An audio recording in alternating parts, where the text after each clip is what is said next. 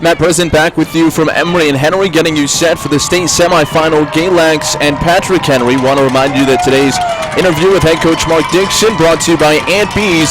Aunt Bees has 5 locations to serve you in Galax and Hillsville and Independence, Virginia, along with Highland Mountain and Mount Airy, North Carolina. Aunt Bees has been in business for 33 years and has delicious home-cooked meals, daily specials, famous breakfast served all day, mouth-watering hickory smoked barbecue, fresh catfish tenders, hamburger steak plates, catering service, special name brand jellies, ice creams, milkshakes, sundaes, and more. Made to order fast at Aunt Bees. Getting you set for kickoff. We're just about 15 minutes away, and we want to delve into the opponent preview and the Patrick Henry Rebels, who come in 13-0 on the season, 5-0 at home, 5-0 on the road. They've also played 3 neutral site games. They've played their playoff games the last couple of weeks here at Emory and Henry. They're led by quarterback Dakota Rector, who this season has really posed a dual threat, passing the ball at 59% for over 1,000 yards. He's also rushed for 88 yards and 4 touchdowns. Not a guy who's ready to tuck it and run, but he is a guy who, if things break down, can have that escapability and get to the edge. And then in the backfield, they have a bunch of guys who will touch the ball. They come out in a lot of tight formations, a lot of misdirections. Different guys will get carries. Cody Smith, the workhorse this season, 1,451 yards and 21 touchdowns entering play here today. Zachary Brown missed the first 6 games of the season due to injury, but he has surged down the stretch. 3 different 100-yard rushing performances as we've made our way down the stretch this season. He's got almost 800 rushing yards and 11 touchdowns. And then we talk about the guys up front. You look at this offensive line, and they have 4 of the 5 guys weighing in at over 250 pounds. And so I think that's going to be the biggest challenge for Galax up front. This is a front 4 that has dominated defensively this season, led by Lee Peoples and company. But for Galax, especially without Isaac Hawks the last few weeks, a guy who's been an anchor on that line, to get pressure with that front 4 and to be able to use the linebackers and the defensive backs in coverage as opposed to having to bring extra players to get that pressure, that will be key here today. And conversely, with the stout guys up front, the bigger bodies of the Emory and or here at Emory and Henry, but with the Patrick Henry Rebels, will Galax be able to protect and give their read option passing game a chance to round into form? It's been something that's been so successful for them all season. Last week, again, with the weather conditions, it was largely Denver Brown on the ground, and he was outstanding. But Galax, to really hit their stride offensively, they're going to have a balanced attack. We'll see what challenges that poses here today with the size up front of Patrick Henry. We'll give you the injury report and the keys to victory coming up on the other side of this timeout. Again, counting you down to kickoff, Galax and Emory and Henry. Here, Galax and Patrick Henry, I should say, here at Emory and Henry. State semifinal back in a moment. You're listening to Galax football on WCGX The Cat. God, I'm going to do that all day.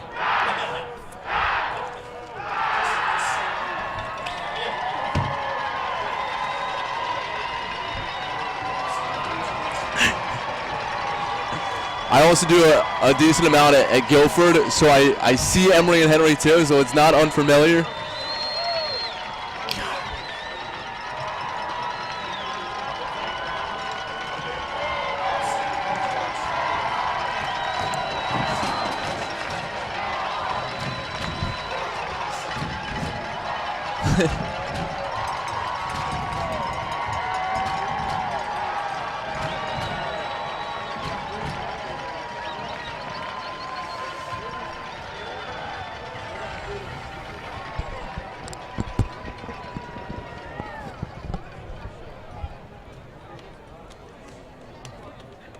Today's officiating crew is the referee Andy Stockton, umpire Glenn Fisher, line judge Sharon Worrell, the Dexter Harmon, Ryan Ogle, back judge, and Ronnie Perry, along with Brad Fisher.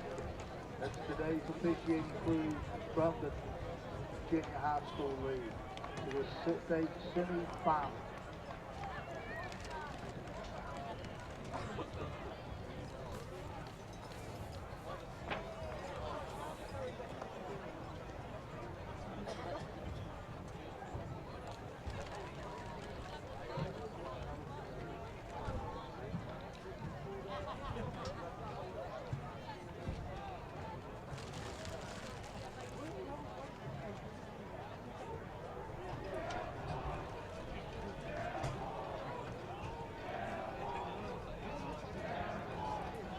Matt Present back with you here at the state semifinal. The Maroon Tide and the Rebels getting set just about 10 minutes away from kickoff. Time to update you on the injury side of things for Galax, and nothing new to report.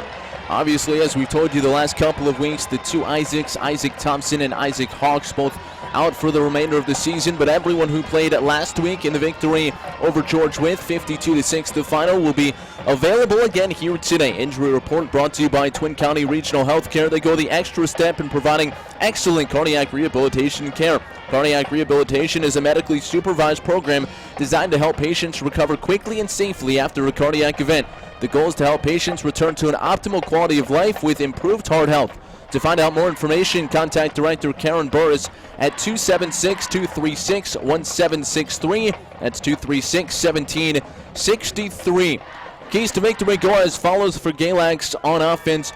Win the one-on-one battles. They're going to need to do that on the outside today because here today, Patrick Henry will be able to load the box. They'll be able to bring more pressure because of their confidence on their cover corners. That's something that Galax has not been able to really face a whole lot this season. Haven't had similar challenges in that regard, and that's something that Coach Dixon touched on in the interview, that he is concerned about, that the matchups really do favor, for the first time this season, an opponent of Galax as opposed to Galax themselves this season, who he also said, and I thought this was telling, have not really had to play a full 4 quarters of football. And nothing illustrates that more than the fact that they've rattled off 50-plus point games in each of their last 5, 8 of them overall this season.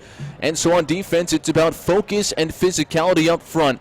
Focus and physicality, something that these assistant coaches were really drilling into the positional groupings as they took warm-ups here before kickoff. Again, the starting lineup, as usual, Cole Pickett, the signal caller, the junior, 6'2", 150 at quarterback, with Denver Brown anchoring him in the backfield. They usually operate out of the pistol or the shotgun. Brown is 6 feet, 200 pounds, a workhorse, approaching the 2,000-yard mark on the season. Keaton Beeman, I think, is the big X factor. He's seen some time as of late in the backfield, but also very dangerous out of that slot receiver position. And on the outside, Zach Johnson, the guy to watch at wide receiver, a junior, 5'10", 150 this season, over the 1,000-yard mark, 20 touchdowns on 37 receptions overall. And the front 5, Daniel McKinney, Lee Peoples, Andrew Belcher, Josh Brown, and Riley Joe Vaught from left to right. We'll take one final timeout on our pregame show, come back and get you set. Emory and Henry, the site of this one, it's Galax and Patrick Henry. State semifinal appearance, and the winner plays the winner of Essex and Riverheads next week at Salem. We'll update you on the score of that game when we come back. You're listening to Galax Football on WCGX, The Cat.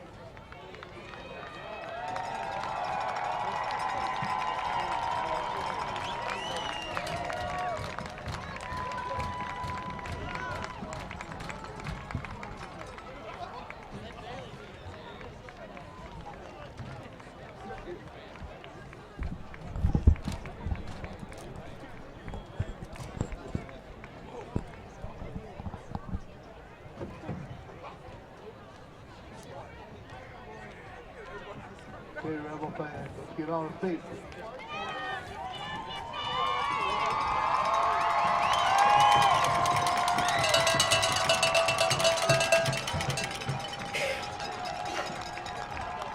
Captain J, number 6, Brown. 23, Smith.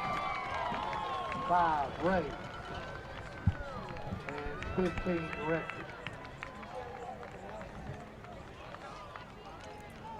Matt Present back with you, getting you set for state semifinal action. The Maroon Tide and the Rebels coming up with kickoff just about 5 minutes away. Want to update you on the other game. Essex and Riverheads started their action today at 1:30. They're at halftime, and Riverheads, who jumped out early to a 21-0 lead, is still up big at the half. It's 28-8. So Riverheads, a perennial state final team, likely to get there again and likely to be the opponent for the winner of this one here today. Again, it's Galax entering at 11-1. Patrick Henry, a perfect 13-0 on the season. Let's recap how these teams have gotten here. For Galax, they lost just once in the regular season. That came all the way back in the month of September. September the 27th at Northside up in Roanoke. 42-28 the final in that game. And you heard Coach Dixon on the pregame show allude to that game, saying that this is the biggest challenge that his team will face since that appearance throughout the playoffs. It really hasn't been a whole lot of competition. Eastern Montgomery went down 56-7. Galax then dismissed of Auburn 56-14. And last week, a couple of early turnovers sent Galax into overdrive, and they crushed George Wythe 52-6 the final. And so it's a team that hasn't really played in a tough game in a few weeks. Auburn, you could argue the first half, the first quarter maybe, but in terms of having a meaningful fourth quarter, you certainly have to go back all the way to September. For Patrick Henry, they haven't played a whole lot of close games either. They've rolled through their postseason as well, no different for them. They opened the playoffs with a 41-13 victory over Honaker, then dismissed of Holston by a 29-6 final, and last week it was a shutout victory 24-0 against Burton. So again, two teams that really haven't faced the level of competition on the other side that they'll see here today. And certainly you expect times in the regular season to not have the most level matchups, but it's interesting to look at not just these two teams, but across the landscape in 1A, how many of the teams that make the finals or the state semifinals that really aren't tested during the regular season. It really creates a whole different challenge of maintaining focus, not getting complacent as the season winds down. And really the only close game that the Rebels played this season was a 16-13 victory against Chilhowie. Now, if you remember last season, Chilhowie, the team that beat Galax at this same spot in the state semifinals, and it was a final score last year of 28-7. Chilhowie also beat the Rebels to get to that spot, so both of these teams last year fell to Chilhowie. And this season meeting up again, it's just the second time in program history that Galax has faced off with the Rebels. The only other time, you have to go all the way back to 2014. Galax defeated Patrick Henry by a final score of 60-21. That was November the 21st, 2014 in the regional semifinals. That was the last time Galax did not make it to the state semifinal. They went down in the regional final the following week, but Galax since then 5 consecutive seasons, including the championship in 2015, and they're looking to get back there for the first time since. Teams have gone out to midfield. They've shaken hands. Referees at the center stripe, and we are waiting on Patrick Henry to bust through their tunnel to our right and come out through a Christmas-themed banner that's dawned in front of them.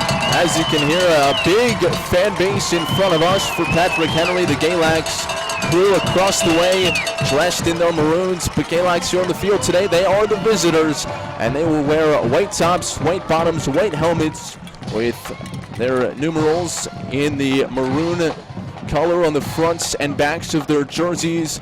Here at home, it will be Patrick Henry wearing their navy tops and white lettering, white helmets, white pants, with some blue speckled on the backs of their lids. We'll take one final time out on the pregame show and come back and kick this thing off next. State semifinal, Galax and Patrick Henry. You're listening to Maroon Tide Football on WCGX The Cat. As the honor of our nation with the playing of our national anthem.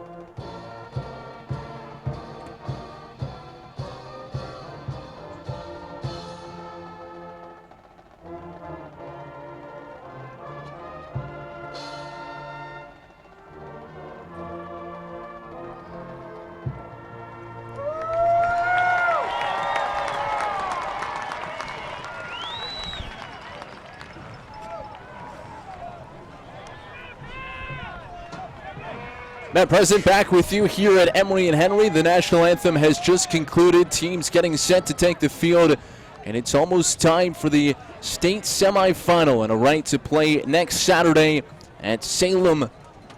That's the site. 12 o'clock will be the kickoff. Galax hoping to get there.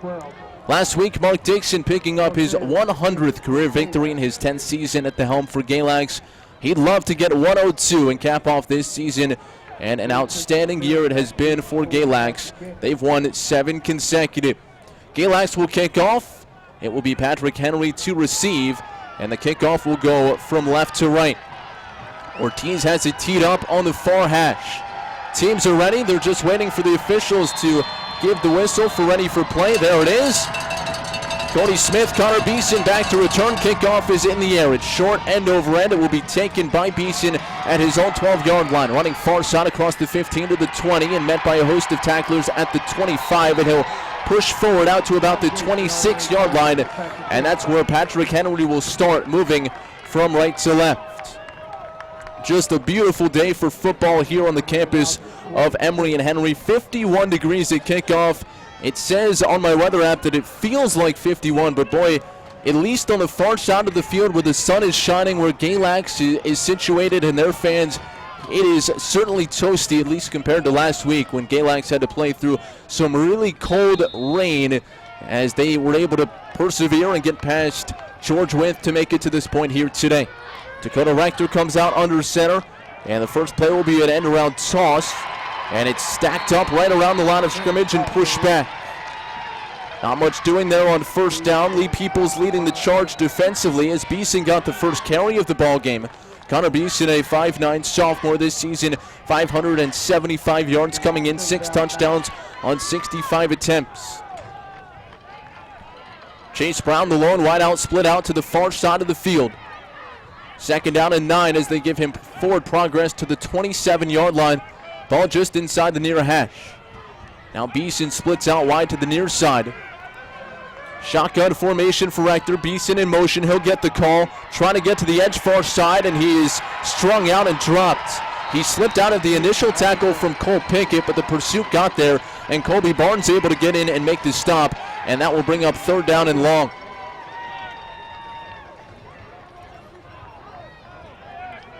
They say he lost the play. It will be third down and 10 for the Rebels offense. Again, 13-0 this season, their first perfect regular season since 1997.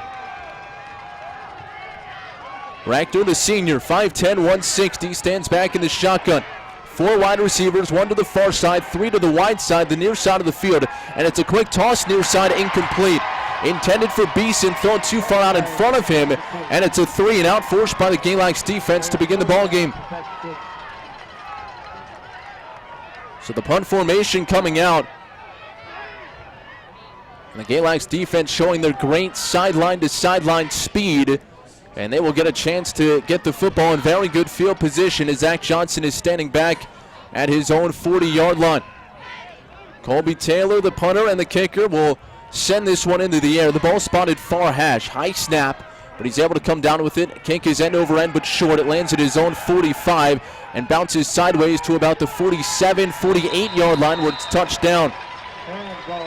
So just a 22-yard punt, and Galax takes over with outstanding field position, moving left to right, already inside Rebel territory. Galax this season, 8 50-plus point offensive performances, including each of their last 5 games. The only loss this year came at Northside back on September the 27th. They've won 7 straight. And junior Cole Pickett brings the offense out there in a pistol set with Brown the tailback behind him. 2 wide far side, 1 to the near, and the first play is a play-action fake throw over the middle. Pass is tipped, and it falls incomplete. It was intended for Keaton Beeman running a slant route from the slot. And the defensive front able to jump up and bat down the pass. That'll bring up second down and 10. Colby Barnes comes into the action for the first time on offense. So Galax will go with 2 tight ends. Brendan Bryson on the left side of the line. Colby Barnes on the right side. 1 wide to either side. Pistol set. Here's the snap, and the give is to Brown. Running right. Has a lot of running room across the 45 down to the 40 and pushes forward down to about the 37-yard line. And it looks like that will be enough to move the chains. It's close. The near side official had it marked beyond the first down marker. The far side official had it short, but it's a run to the near side, so it's the opinion of the official on this side that matters, and Galax on a 10-yard scamper from Denver Brown, able to move the sticks. Ball spotted at the 38-yard line. Pistol set, one wide to either side, and it's a give to Brown again, straight up the middle, and he will push forward for a few yards. Pair of tacklers bring him down. That's Isaac Chafin up front, along with Ian Ria. Ria this season, 42 tackles for loss. The two of them lead this front four defensively. Brings up second down and 7, a gain of 3 for Brown, who this season averages 158 yards per game. He's coming off a 300-yard rushing performance last week, which included 4 scores. One wide to either side. Here's the pistol snap in the tank, and the give is to Brown, running left. He'll cut it upfield inside the 35 and push forward to about the 33-yard line. A gain of 2 will bring up third down and 5. Galax moving left to right. 9:02 to play, opening quarter, scoreless. The Galax defense forced a 3 and out on the opening series.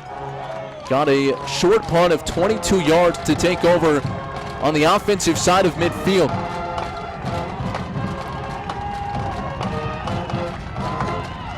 Keaton Beeman split out wide to the left.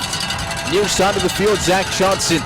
Pistol set again, third and a long 4. Here's the snap. Play action fake, fire near side. Johnson with the catch, and he's inside the 20 and down to the 15. Ball came out at the end, and it looks like Zach Johnson fumbled it. He thought he was down on the play, palms up in the air, but the officials signal that it's Rebels football. Rebels ball at the 12-yard line. Johnson fumbles it away, and so Galax, who got into the red zone momentarily on the catch and run, which was good enough for a first down, handed over on the fumble of Zach Johnson. And now the Rebels offense is back on the field. We've not seen many turnovers this season for Galax. A plus 15 in turnover margin entering play here today. Rector and shotgun, one back to either side. It's an inside give. And pushing forward is Brown, trying to find some running room. Brown, a big fullback, 5'11", 215, and he's right into the line. Didn't really seem to get anything there. Front four from on defense for Galax, stout as they've been all season. And that will bring up second down, and they'll call it 9.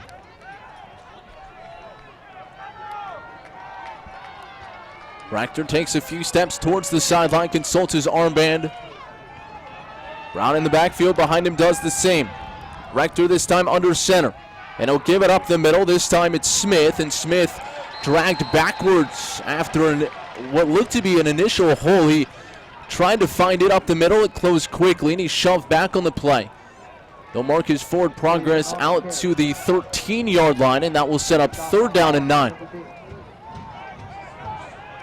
So far, it's been a lot of tight formations, a lot of inside runs. Galax looking to force their second consecutive 3 and out. Third and 9. Galax opponents this season on third down, just 27% on the season. Rector backs up into the shotgun. 3 wide to the far side, 1 to the near. Rector looks to throw, steps up, pumps once, steps up again, fires over the middle, passes low and incomplete. Cole Pickett in coverage, and the pass was intended for Cody Smith out of the backfield. Good coverage in the secondary for Galax, and it's his second consecutive 3 and out, and the turnover does no harm. So Colby Taylor to again kick this football away. A 22-yard punt on his initial try. Zach Johnson standing in Rebel territory at the 45. Ball spotted at the 13. Snap is good. Ball is off the side of the foot, and it bounces towards the Galax sideline across the 30 and out to the 34-yard line. It's another short boot. That one travels just 21 yards, and Galax in excellent field position. They'll take over. They mark it at the 33. So a turnover on their first drive offensively on a catch and run from Zach Johnson. It came out at the end, and Galax now looking to take advantage of excellent field position for the second time offensively. Beeman split out far side. Johnson to the near. Ball spotted far hash. Pistol set. Here's the snap. And it's a give to Brown up the middle. Has some running room across the 30. Down to the 25. Still on his feet. Breaks away from a tackler inside the 10. He's all the way down to the 5-yard line. Great run for Denver Brown. And he's able to get the Galax Maroon Tide in goal-to-go situation as he just dragged tacklers all the way inside the 10. And they'll mark it at the 7. Big gain for Denver Brown. One wide to either side. Pistol set again. Ball spotted far hash. Barnes the motion man just to the left of center. Play action fake. Fade route near side. Johnson there. Makes the catch. He comes down. Touchdown Maroon Tide. Tremendous throw from Cole Pickett. Targeting the back pylon near side. And Johnson able to get his feet in. And Galax takes a 6-0 lead with 6:31 to play in the opening quarter. Pickett and Johnson hook up for the 21st time this season, and Ortiz now on for the point after. Eduardo Ortiz this season, 65 of 70 on point after attempts. Here's the snap, ball placed down by Colton Keatley, and the line drive kick is up and good. So Galax a pair of 3-and-outs on defense. Their second time through, they're able to cash in. Denver Brown a big carry to get it into goal-to-go situation, and then Pickett finds Johnson for his 21st touchdown grab of the season, and Galax ahead 7-0, 6:31 to play, opening quarter here at Emory and Henry. So far the defense has been impressive. I know the speed of the Rebels really concerned Mark Dixon entering play here today, but they have not been able to break anything into the secondary. They've yet to really throw the ball down the field. Just that one third down pass, which was incomplete and underthrown. And we'll see if anything changes here on the third offensive series. Ortiz sent to boot this one away. Has the ball teed up at the 40-yard line on the far side. Beeson and Smith back to return, standing around their own 5. High end-over-end kick. Beeson will catch it at the 10. Outside the numbers, 15-20, angling far sideline 25, and stacked up just shy of the 30-yard line. Solid return for Beeson there, who this season has racked up just over 100 yards returning kickoffs. So the Rebels will start with it at their own 29-yard line. Ball spotted far hash.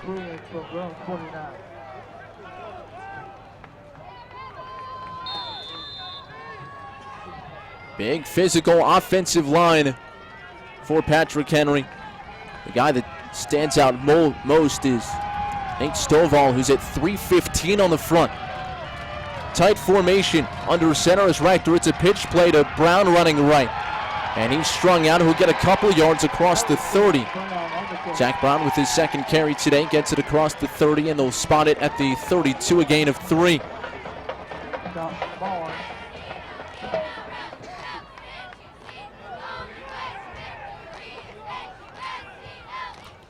Patrick Henry entering this series 6 plays for 1 total yard of offense. Galax 7 for 69.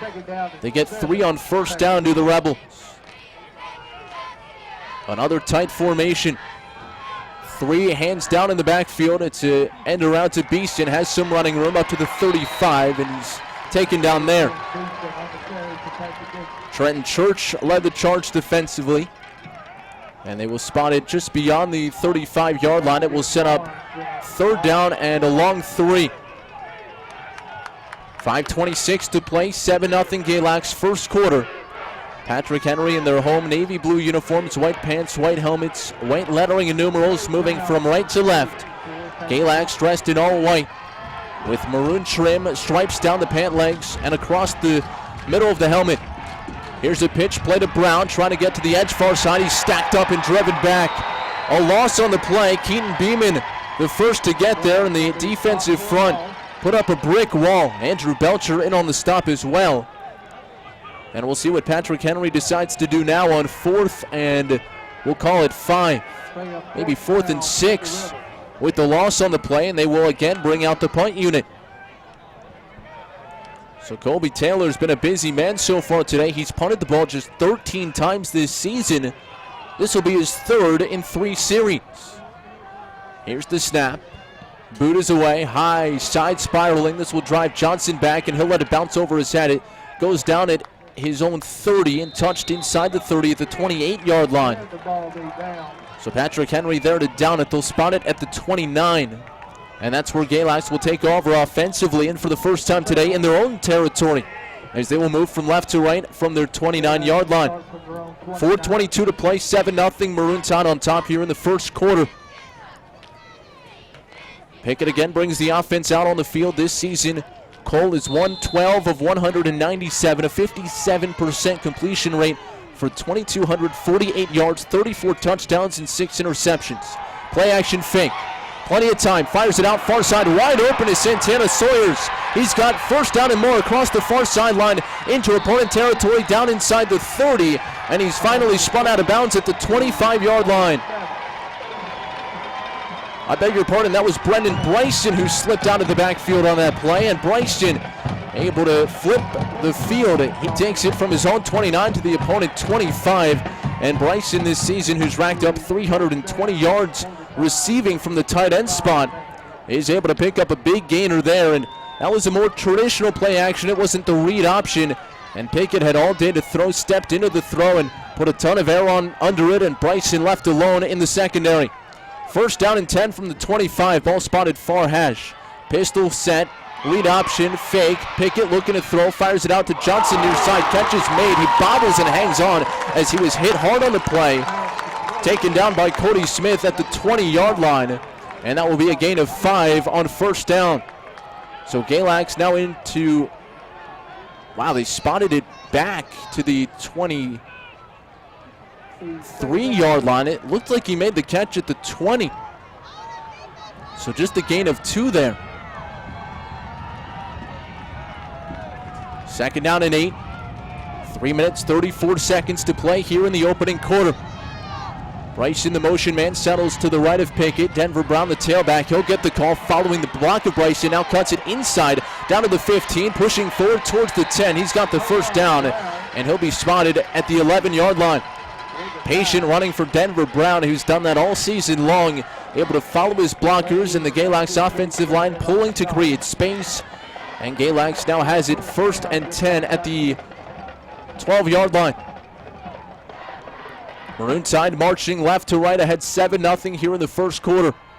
One wide to either side. Tight to the formation. Bryson to the right of Pickett, who's in pistol with Brown behind him. Here's the snap, and the give is to Brown running right, trying to get to the edge. Outside the numbers 5, towards the pylon. He's bumped out just short and marked down at about the 1-yard line. So now it's 1st and goal, it looks like, from the 1. It's enough to move the sticks, and now Galax will have 4 chances to try to get 1 yard and punch in their second touchdown of the opening quarter. They spot it at the 1. This is a situation they've gone QB sneak a lot this year, and Pickett is stepping up to center. One wide in the formation, it's Johnson, and now a flag comes in. And it's a false start indicated by the line judge on the near side, so that will back Galax up from the 1 to the 6. And that'll likely change the play call as well. It looked like they were going to go with the quarterback keeper. And now backed up into their traditional offense. Galax looking to go up 2 scores with 2:55 to play in the opening quarter. They move from left to right. Ball spotted at the 6. Beeman split out to the far side. Johnson to the near. Pistol set up with Brown, the tailback. Bryson and Barnes, the 2 tight ends. Here's the snap, and the give is to Brown up the middle. Now veering right inside the 5, diving in. Touchdown, Maroon Tide. Denver Brown, a 6-yard score, his 22nd touchdown carry of the season, and it's 13-0 Galax, extra point pending.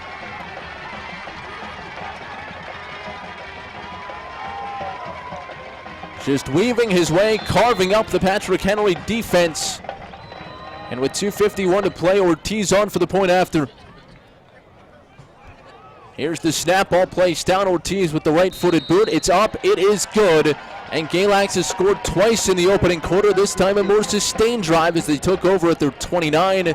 And they go the distance, capped off by a Denver Brown rushing touchdown. 14-0 Galax here in the opening quarter.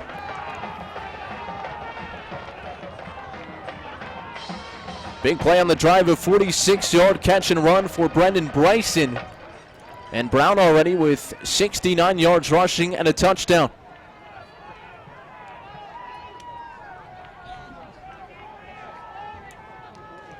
So the guys who have carried the Galax offense all season, Zach Johnson, Denver Brown, Cole Pickett, have wasted no time cementing themselves as the focal points here today in the state semis.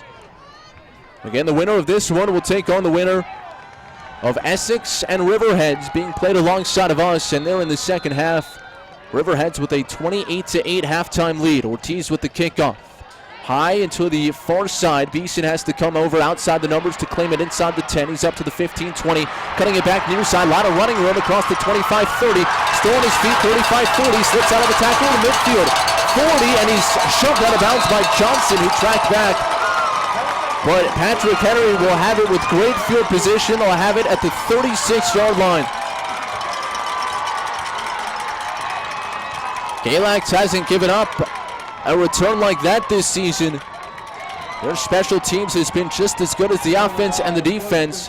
And a great job by Connor Beeson, who ran into a wall on the far side to bounce it back to the middle of the field. Ultimately got all the way to the near sideline and brought it from his 10 all the way out to the plus 36-yard line. And that's where the offense will take the field for the first time in Galax territory.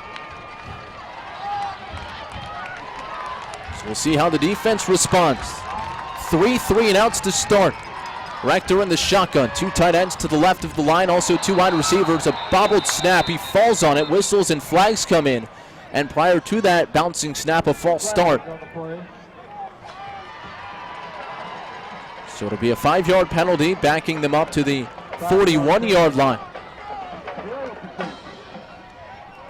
So each team with a false start so far today. 14-0 Galax with 2:36 to play here in the opening quarter. Patrick Henry moving from right to left. Chase Brown, the wide out, split out to the near side. Cody Smith, the motion man, sits to the left of the line. Rector, a read option. He'll pitch it out to the far sideline. This is Brown, and he's strung out and dropped by Cole Pickett, who got out there to make the tackle. Brown able to get 5 yards to the original line of scrimmage. For the senior weighing in at 2:15, he got the pitch out wide. So Patrick Henry going with the traditional read option. Quarterback, running back. No sign of pass, the way Galax has mixed in that wrinkle into their playbook. Shotgun formation again for Rector. Ball centered on the far hash. Rector will take it, he'll tuck it, he'll run it near side across the 35 down to the 30. A flag down behind the play as Rector is steered out of bounds down to the 25-yard line. Well, this one likely coming back. Referee consulting the umpire before delivering this call. And it's holding against the Rebels. Second penalty of the series.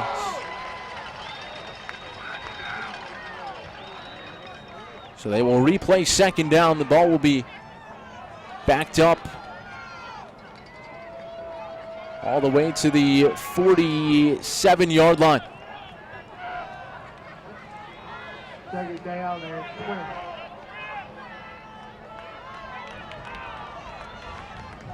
Rebels now showing an empty formation. 3 wide out to the far side. Brown now into the backfield, the lone running back, and Chase Brown, the wide receiver, to the near side. Here's the shotgun snap.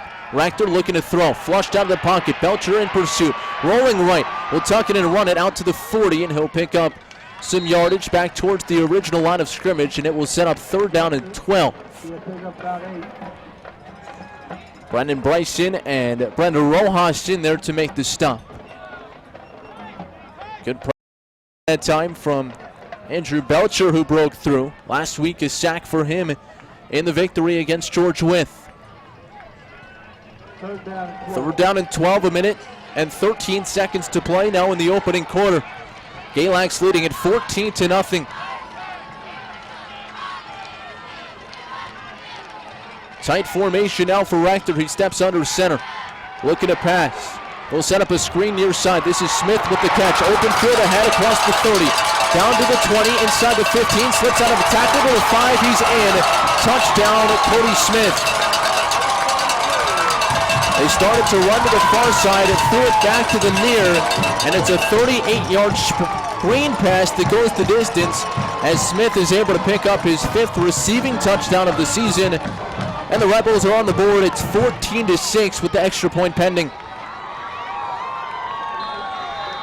The Galax defense caught over pursuing to the far side of the field and unable to make the tackle. Coming back to the near, Riley Jovant laid out but couldn't get Cody Smith down with the ankle tackle, and it looks like the Rebels are setting up now to go for 2. Timeout now taken by Patrick Henry. So head coach Mark Palmer didn't like what he saw on the alignment for the 2-point conversion. This is Palmer's first state semifinal appearance with the Rebels. But he has won a state title as an assistant coach. You have to go all the way back to 1987 when he was on the staff of Lexington High School and they won the state title that year. So he certainly does have experience playing in big games, but this is the first time with the Rebels that he's made it to this junction in the postseason. Galax, if you're not with us on the pregame show, in their 5th consecutive Final Four.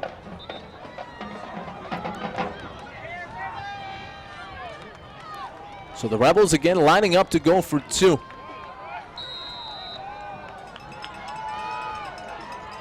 Brown will stand in as quarterback and he will take it and run to the right. Bounces off one tackler in the backfield and spins forward and falls into the end zone. And the 2-point conversion is successful. So a Wildcat look, and Brown gets the call, and he scampers in. And it's now a 14-8 ball game with 49 seconds to play in the opening quarter.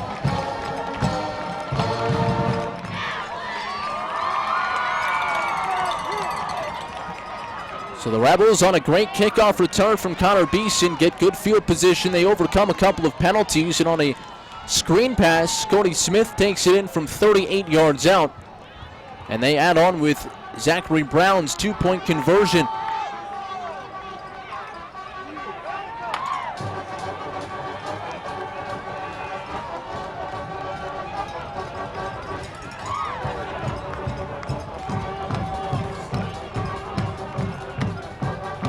You got to go back a ways in the schedule to find the last time Galax allowed a 2-point conversion. I can't think of one right off. Maybe back in that Northside game, but certainly from October on, they've not allowed a 2-point conversion, although there have not been a whole lot attempted. Here's the run up in the boot. So low end over end kickoff. It bounces at the 20, scooped up there by Johnson, angling far side, 25. Bus forward out to the 30, running room in front, 45-50 across the 40, and dragged down near the 30-yard line. So after a great return by Beeson, Zachary Johnson says, I can do the same, and he gets Galax into great field position as he takes it all the way down to the 32. Great return by Zach Johnson, who's averaging just 22 yards a return. He doubled it that time, and Galax again takes over in great field position as they have it 1st and 10 at the 32-yard line. 38 seconds to play first quarter, pistol set. Bryce in the motion man settles to the right of Pickett. He takes the snap and turns and hands to Brown running right. Brown stiff arms a man and drags forward down to the 30-yard line. He's wrapped up there. Taken down by Chase Brown on the play after a short gain of 2. And that might take us to the end of this opening quarter. 24-second show on the game clock. They don't have to snap it again if they don't want to.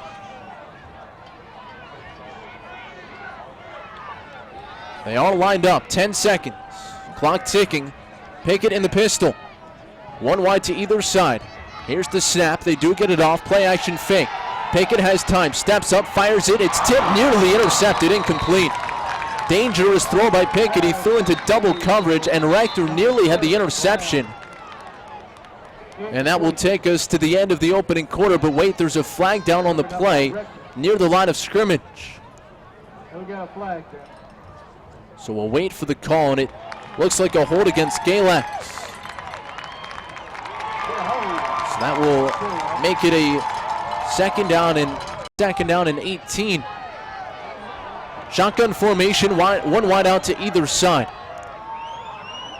Barnes, the up man in the formation, and the give is to Brown on the option. He tries to bounce it out wide, and he will be taken down in the backfield. Rhea got there and dragged him down by his ankles, and the junior in there to make his 43rd tackle for loss this season. And that will now end the opening quarter. So Galax after one, leading it 14-8. And we will switch sides and come back with the second quarter of action right after this. You're listening to Galax Football on WCGX The Cat.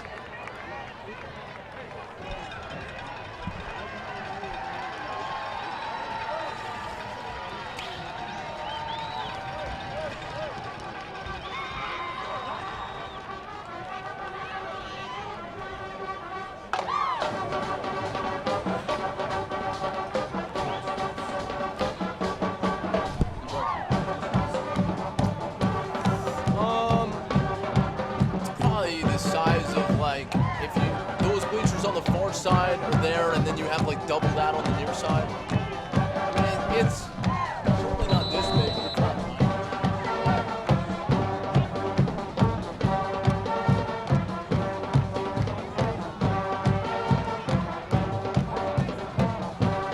Unfortunately, they have artificial turf there as well, because last week was brutal weather.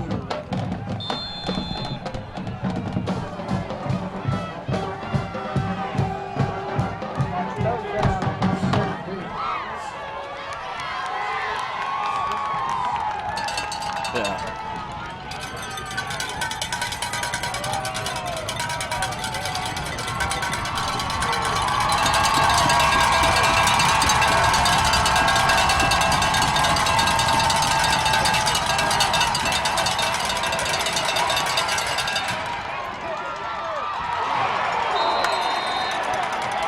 First play of the second quarter, and Pickett flushed out of the pocket near side, heaves it downfield, and Zach Johnson goes up and wins the jump ball. Great play by Zach Johnson to get the ball inside, or right about the 20-yard line. They'll actually spot it at the 22. But on third down and 18, I believe, they're able to move the sticks. Pickett and Johnson connect, and Galax now down to the 22-yard line. They'll spread it out now. They've gone a lot of two wide receiver looks. Usually this season it's been 3 or 4. 2 to the far side, 1 to the near. And in shotgun is Pickett. He'll give to Brown, running to his right. Slips out of one tackle, pushes forward inside the 15, and he's down to now the 14-yard line. So a gain of 8 there for Denver. Brown on first down. Brown in the opening quarter, 68 yards and a touchdown on 9 carries. Pickett 5 of 7 for 94 yards and a touchdown. It went to Zach Johnson, who is now at 4 receptions for 48 yards. Galax now moving from right to left here in the second quarter. Pistol set up for Pickett. Ball spotted just inside the far hash. He takes the snap. Pickett on the read option keeper running right. Pickett to the 5. Pickett diving, and he tumbles down just shy of the goal line. He was upended, somersaulted through the air, and able to maintain possession of the football. It'll be first and goal at the 1. So Cole Pickett, who has done the majority of his running this year inside the red zone, gets Galax down to the 1-yard line, and the Maroon Tide looking for an answer now after giving up the first touchdown and a 2-point conversion to the Rebels today. Here's the snap. Quarterback keeper Pickett lunging, and he's got it. Touchdown Maroon Tide. 14th rushing touchdown for Cole Pickett this season, and he makes it a 20-8 Galax lead. Extra point pending. 10 minutes, 33 seconds to play in the second quarter. Great to see Galax respond after giving up that touchdown defensively, and able to capitalize after being well behind the sticks on third down. Here's the snap, ball placed down. The Ortiz kick is up, and it is through. 21-8, Galax on top early on in the second quarter. So Galax has been able to score touchdowns on 3 of their 4 drives so far. Pickett to Johnson with 6:31 to play in the first quarter, made it 7-0. Denver Brown, a 6-yard run, made it 14-0 with 2:51 to play in the opening quarter. And here with 10:33 to play in the second quarter, Pickett does it himself, and he gets into the end zone to make it 21-8.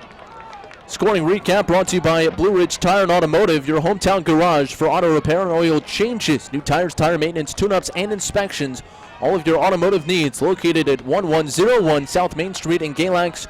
Open Monday through Friday from 8 a.m. to 5 p.m. Call them at 276-238-0011. So Galax will kick it off from right to left. Beeson, along with Smith, back to receive, standing just inside their 10.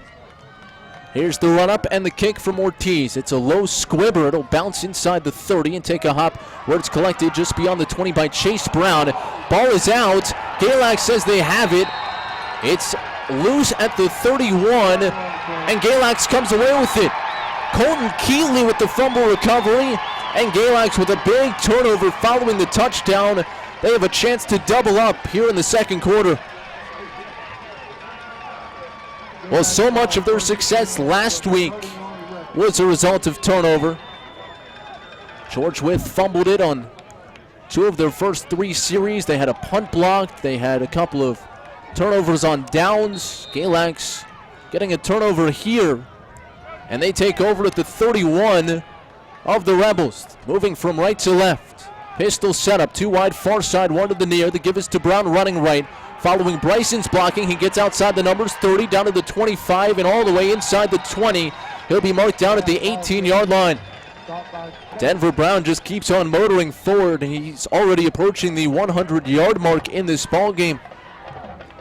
10:18 to play, second quarter, 21-8 Galax. And they move from right to left, 1st and 10. Ball spotted far hash at the 19. Colton Keeley split out to the near side. Zach Johnson to the far. Keaton Beeman in the slot left with Brendan Bryson motioning to the right side of the line. Shotgun formation. Here's the handoff to Brown up the middle. Sheds 1 tackler, spinning forward all the way down to the 16-yard line. 3-yard pickup on first down brings up 2nd and 7, and Galax in the red zone. Trying to take advantage of the fumble on the kickoff return.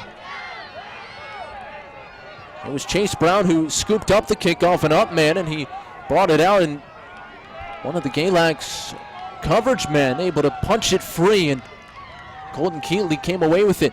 Shotgun snap, and the give is to Brown again, working his way to the far side, stiff arms a man at the 15 and tumbles forward down to the 12-yard line. There is a flag on the play. That came right where that stiff arm took place, so I don't know if it will be hands to the face on Brown or whether it was a horse collar tackle defensively.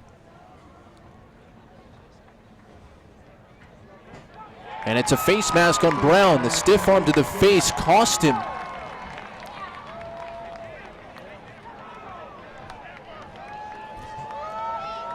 So that will back Galax up. By the way, a score update from the Essex Riverheads game. Riverheads continues to pour it on. It's a 49-15 lead late 4th quarter. So it looks like it will be Riverheads again, traveling to Salem next Saturday.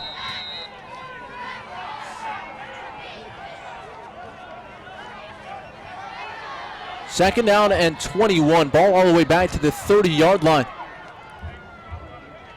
Galax changing the personnel.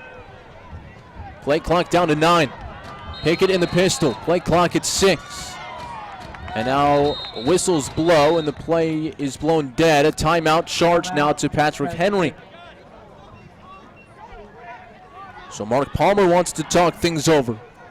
It was his team who cashed in big time on a 3rd and long. A 38-yard screen pass got them into the end zone late in the opening quarter. Galax in a similar spot here, backed up to the 30-yard line of the Rebels. They need to get it inside the 10. First down marker right in between the 10 and the 9-yard line.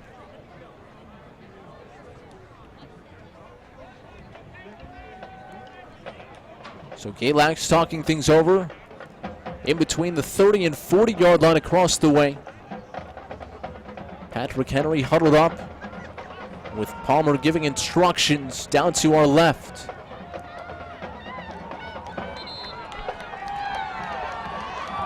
Second timeout of the opening half, charged to the Rebels. The Galax Maroon side still have all three.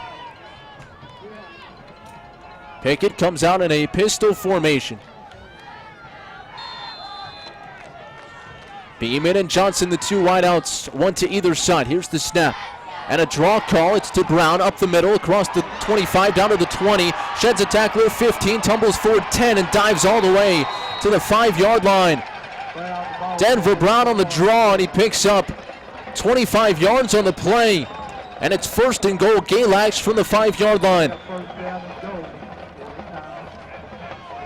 We saw that a couple of weeks ago against Auburn to Keaton Beeman to start out the second quarter. That was the very first play of the second quarter 2 weeks ago. That 31-yard draw call that turned the tide in that ball game. Galax now first and goal at the 5. And the give is to Brown. He's met in the backfield and dropped for a loss. Ian Ria broke through again. He's been the catalyst on the defensive front today for the Rebels, and he tackles Brown for a loss of 3 on the play. Will be spotted back to the 8-yard line, second down and goal. 8:15 to play, second quarter, 21-8, Galax on top. Second ever meeting between the two schools, and the first since 2014. One wide to either side, tight end is to the left of the line, play action fake. Pickett rolling right in the grass, tries to get it away, and he throws it. But he's called down by contact first. He was in the grasp, and so the pass won't count. It'll be a sack instead. Isaac Chafin brought him down behind the line of scrimmage. Chafin's 3rd sack of the season, and Galax backed up all the way to their 19. So while Galax has been able to score today, 3 touchdowns in the opening half, they have seen some things happen that are unusual, uncharacteristic for this team, playing today much deeper competition. A big kickoff return allowed. A sack here a couple times. Brown's been taken down behind the line. And now a 3rd and 19. It's 3rd and goal from the 19. 2 wide, far side, 1 to the near. Pickett dropping back, and he's taken down for another sack. Again, it's Chafin, back-to-back plays. And the Patrick Henry fans on their feet, and Galax now maybe taken out of field goal range. They're all the way back to their 29-yard line. So now what do you do? It looks like the offense will stay on the field. Again, we're told that Ortiz has the range of up to 50 yards, but this will be a really challenging field goal. From the 29-yard line, it would be a 46-yard attempt. So the offense will stay out there and just try to, if nothing else, make up field position. Whistle blows prior to the snap as Pickett took it in shotgun. And it's a delay of game on the offense. So now I wonder if they'll just punt it.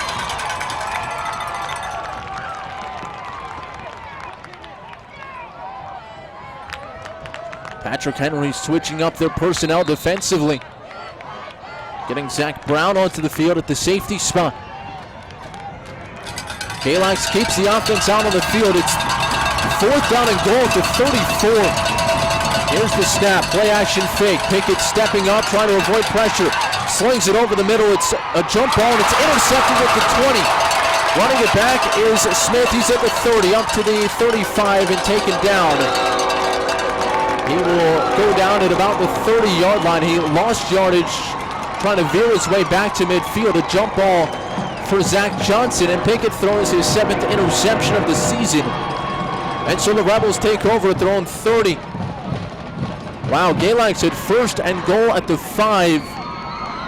And then several negative plays in a row.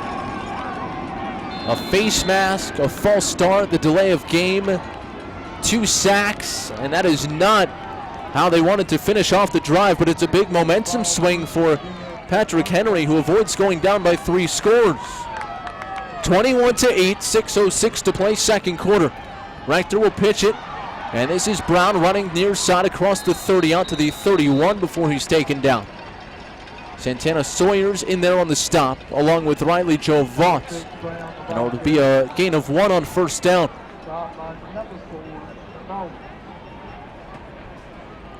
The Rebels again 13-0 this season.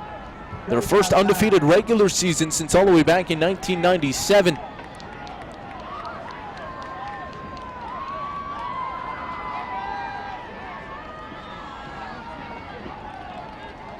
Second out and 9, 5:28 to play, second quarter. Rector under center, and he'll pitch it back to Brown again.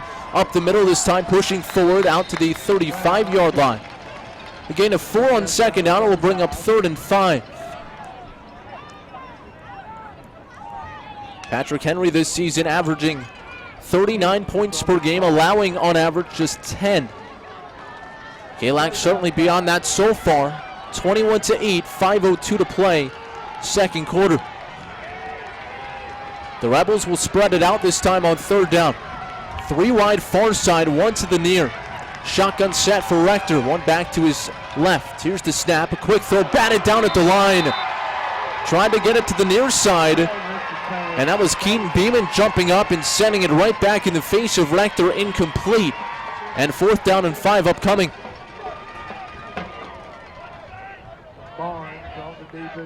And it looks like the punt unit will come out with the ball at the 35-yard line. Patrick Henry will punt this one away. Zach Johnson standing back at his own 40-yard line. Ball at the 35 where Colby Taylor will kick it away. Snap is good, kick is high, side spiraling. Zach Johnson will let this one bounce. It takes a favorable Patrick Henry roll. And that will roll all the way down inside the 25 to the 23. So that's a 42-yard punt when you factor in the roll, and Galax will now have it at their own 23-yard line as they move from right to left. 4:35 to play, second quarter. Matt Present with you from the Twin County Tire and Auto broadcast booth. At Twin County Tire and Auto, we have all major makes and models. Our waiting room is clean, smoke-free with Wi-Fi and vending machines. So come by and see us today at 103 Webster Street across from the police station. 1st and 10 for Pickett and the offense. Shotgun formation. He'll take the snap and give it on the handoff to Denver Brown up the middle across the 25 and out to the 28-yard line. So a gain of 5 on first down for Denver Brown. Denver Brown now at 119 yards rushing here in the opening half. He's been a workhorse for Galax all season. Came in with 1,898 yards. So he's now over the 2,000-yard mark. Play action fake now. Pickett fires it deep far side. Pass is underthrown, bobbled, and incomplete. Zach Johnson had a step that time. It was Smith in coverage, and the ball just a little bit underthrown allowed Smith to make a play, and Johnson a little bit slow to get up. He will jog back and stay in the game. But we're seeing what Mark Dixon saw on tape, and that is very good coverage corners. And awfully challenging for Galax to win. One-on-one on the outside. Bryson motions towards the formation. 2 wide, far side, 1 at the near. Hand off to Brown up the middle. Breaks out of 1 tackle across the 30 out to the 33-yard line where he's finally wrapped up. Taken down again by Chafin on the play. It's near the first down. Line to gain was the 33, and the referee says that Brown did enough to get to the sticks. 3:38 to play, second quarter, 21-8, Galax on top. Pickett to Zach Johnson on the first touchdown. Denver Brown a 6-yard run for the second, and Pickett a QB sneak to make it 21-8 early on in the second quarter. Galax moving right to left. Pickett in shotgun. He'll take the snap. Beam in the tailback this time. He'll get the call up the middle, and he'll get across the 35 out to the 37-yard line. A gain of 4 yards on first down for Keaton Beeman. Well, Beeman, who's primarily played wide receiver this year, has now become the second tailback with Tristan Peckeron and Isaac Thompson out. And Beeman in that game where Denver Brown went down in the victory against Auburn, he really shouldered the load. He carried it for over 200 yards in that game to give him 460 on the season entering play here today. 2nd down and 7. Ball at the center of the field. It's spotted at the 37-yard line. Here's the snap and the give up the middle. This is Beeman again pushing forward across the 40 and out to the 43-yard line, close to where he needed to get to for the first down. Looks like he's just a little bit short. It will bring up 3rd down and 1.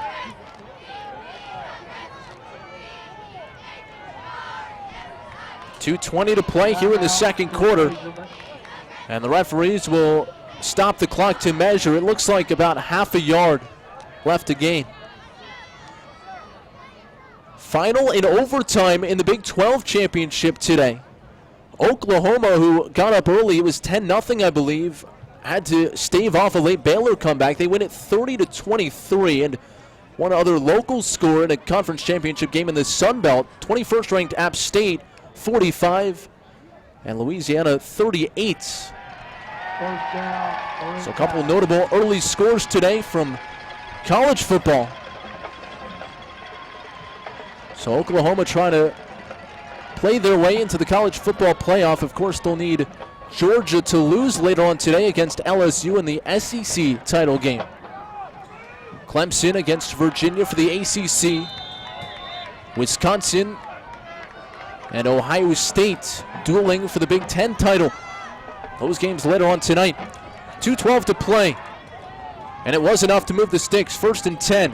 Play action fake. Pickett under pressure. Steps up. Fires deep down the far sideline. Flagged down. The pass incomplete. It landed out of bounds on the play. But maybe Zach Johnson was held in the process. The Patrick Henry sideline trying to argue that it was an uncatchable pass. There's another flag that came back towards the original line of scrimmage along the near side. So 2 different penalties. And the referees huddled up near the line of scrimmage and where the ball was snapped to sort this one out. So we have an ineligible receiver downfield on Galax and a holding call against the Rebels. Those will offset, so we'll replay the down. A final score in the other semifinal. Riverheads continues to pile on late, 56-15. They beat Essex in a battle of number 1. So Riverheads has already punched their ticket. Galax leading 21-8, looking to do the same. And Galax won their championship in 2015 at Riverheads. A rematch, potentially. Here's the handoff to Beeman, straight up the middle, has some running room across midfield, out to the 45, spun forward, down to the 43-yard line. That's a 14-yard pickup. That will move the sticks.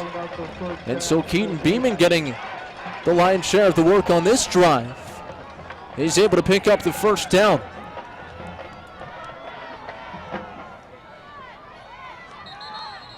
Denver Brown standing hands on hips on the sideline right behind Mark Dixon as a flag comes in prior to this snap.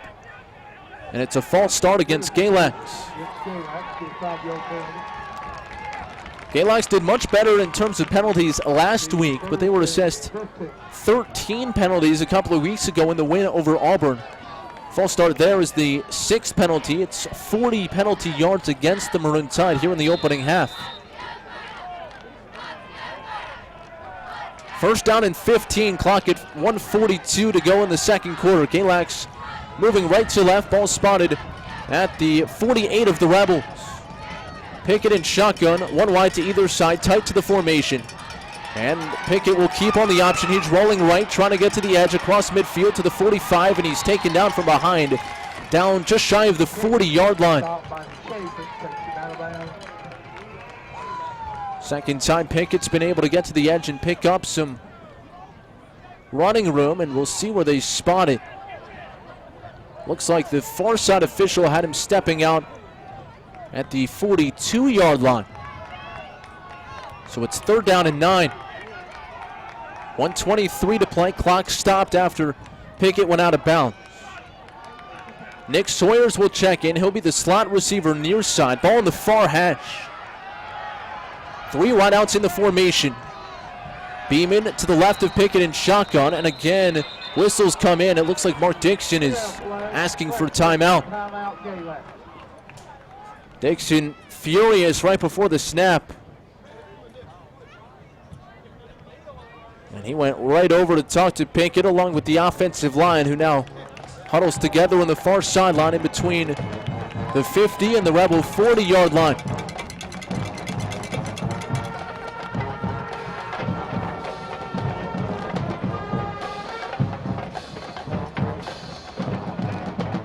Galax 34 plays, 241. They've held the ball for 10 minutes, 33 seconds. Patrick Henry 15 plays for 62 yards. But 38 of those 62 came in one play. And the lone touchdown so far today. Rector connecting with Cody Smith.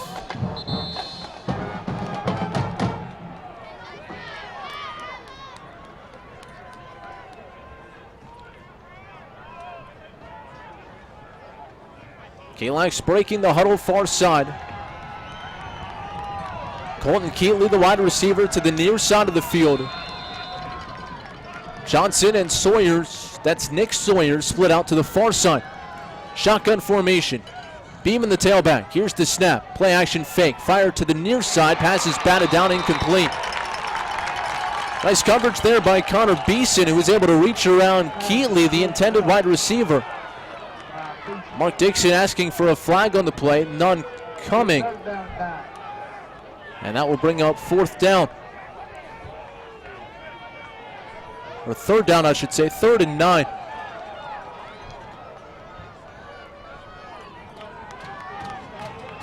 Denver Brown checks back in. Beeman comes off the field. Pistol set for Pickett, one wide to either side. Here's the snap. And a delay handoff to Brown.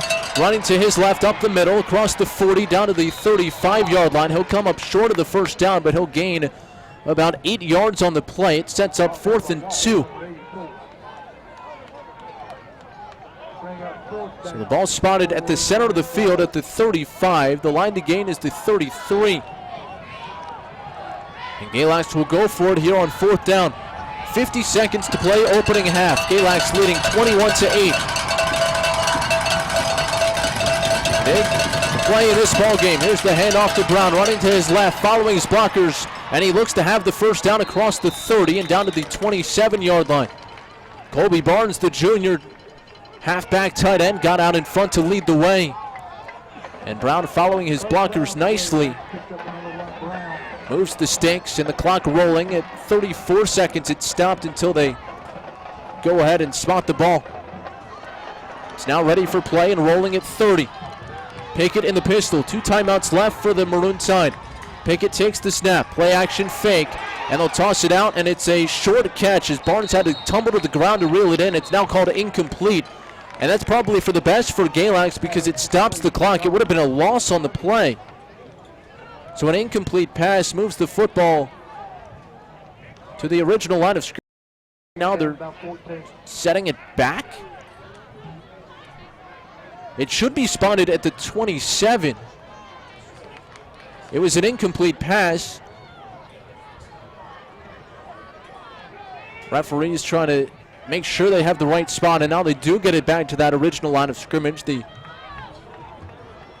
chain gang with the number down had spotted the line of scrimmage back to where that pass was dropped. 2nd down and 10. Pickett to throw, steps up, fires deep over the middle, catch is made inside the 5-yard line. It's Colby Barnes, and it's 1st and goal. Galax, they'll spot him at the 3. Clock is stopped, timeout taken by Galax with 11 seconds to play in the half. Great throw that time from Pickett, stepped in, drove off his back foot, fired it down the seam to Barnes, who broke out of the backfield. And Colby Barnes, who has just 6 receptions for 47 yards coming into play, gets a big one right there of 25 yards or so, all the way down to the 3. So Galax does have 1 timeout remaining, so they do not have to get into the end zone here. But I would imagine they would take a couple of shots at the end zone to try to get that score. Mark Dixon huddled up across the way again. He picked up his 100th career victory with the 52-6 win over George Wythe last Saturday. First down and goal from the 3. Barnes left of Pickett, Brown the tailback, and Brown gets the call. Ball's loose on the ground. Pickett falls on it, and that'll force Galax to spend their final timeout. Pickett falls on it back at the 8-yard line. I don't know how that popped out, but it squirted backwards 5 yards, and now Coach Dixon sending the field goal unit out. They don't want to chance it with 5 seconds left. They want to go ahead and kick the field goal and try to expand this lead to 24-8.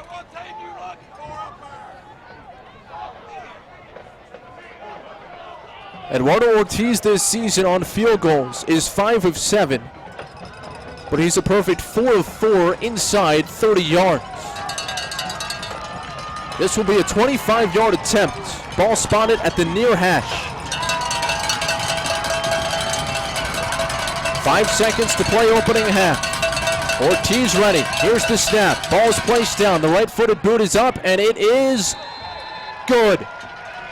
Field goal added on from Eduardo Ortiz expands the Galax lead to 24-8. And those are important points against a team that likes to go for 2, because with 2 touchdowns and two-point conversions, Patrick Henry would be unable to take the lead. So that takes us to halftime. Your score at the break, it's Galax 24 and Patrick Henry 8. We'll come back with the scoring recap, halftime stats, and analysis on the other side of this timeout. You're listening to Galax Football on WCGX The Cat.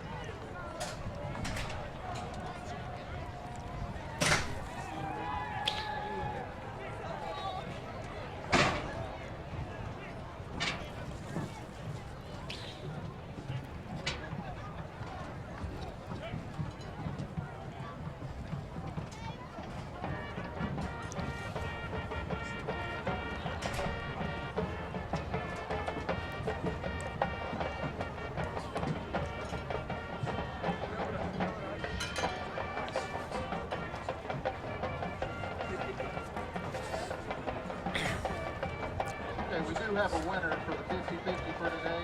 White ticket, 312-269. Ticket number 312-269. Up in the press box, we'll get that 50-50.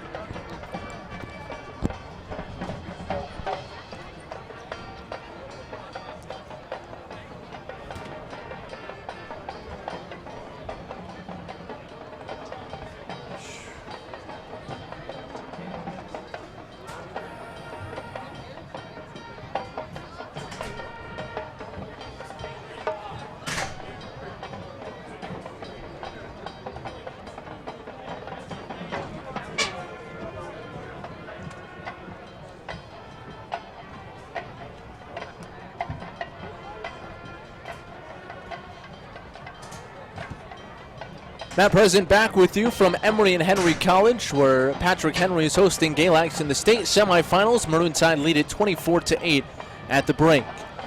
Halftime is brought to you by the City of Galax Tourism. Some of the most enjoyable activities you can experience in Galax: a drive down quiet mountain roads, eating delicious foods, or taking in the old-time mountain and bluegrass music.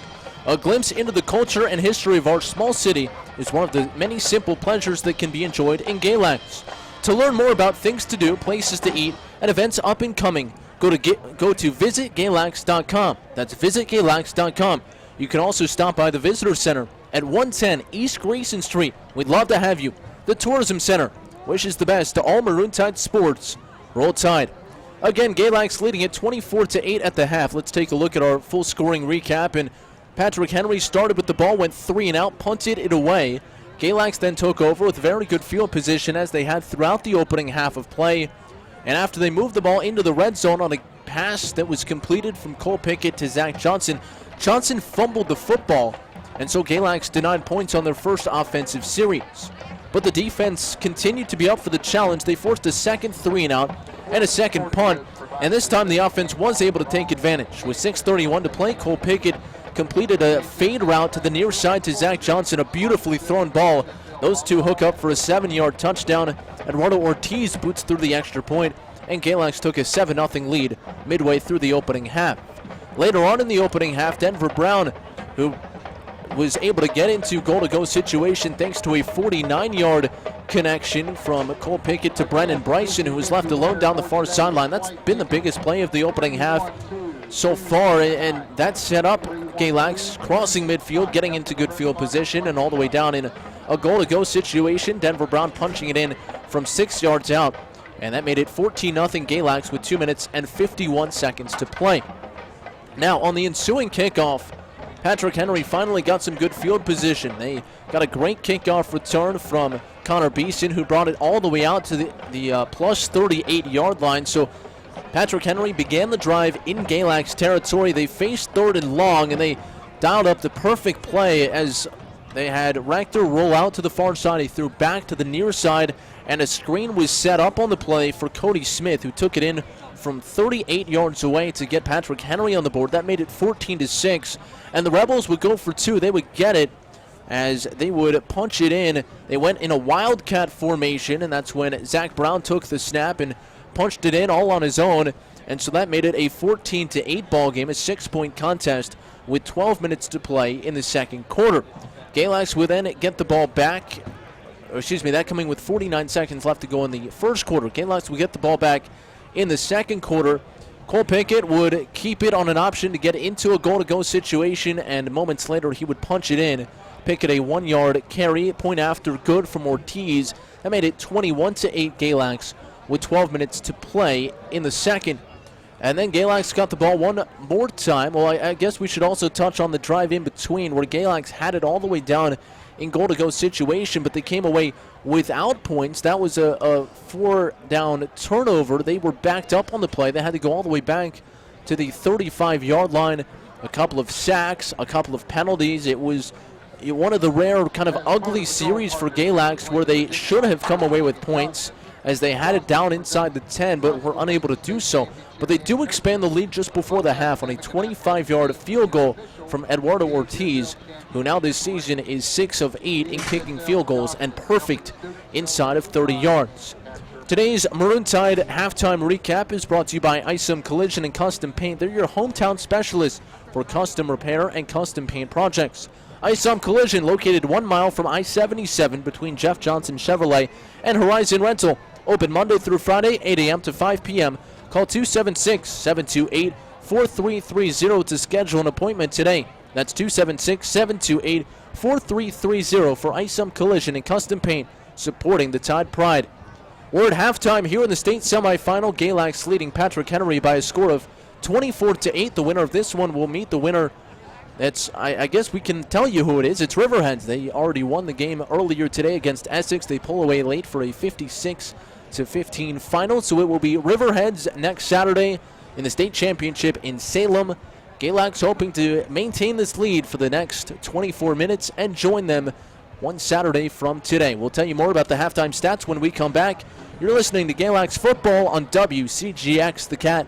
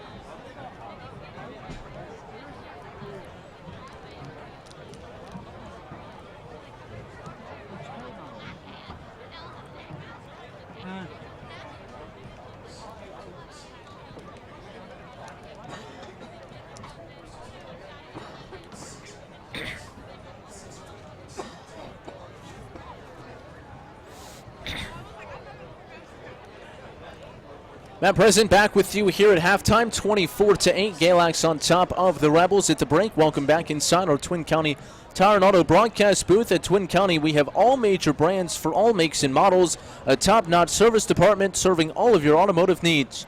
Our waiting room is clean and smoke-free with Wi-Fi and vending machines. We offer state-of-the-art road force balance and nitrogen inflation to improve the life of your tires. Winterize your vehicle today.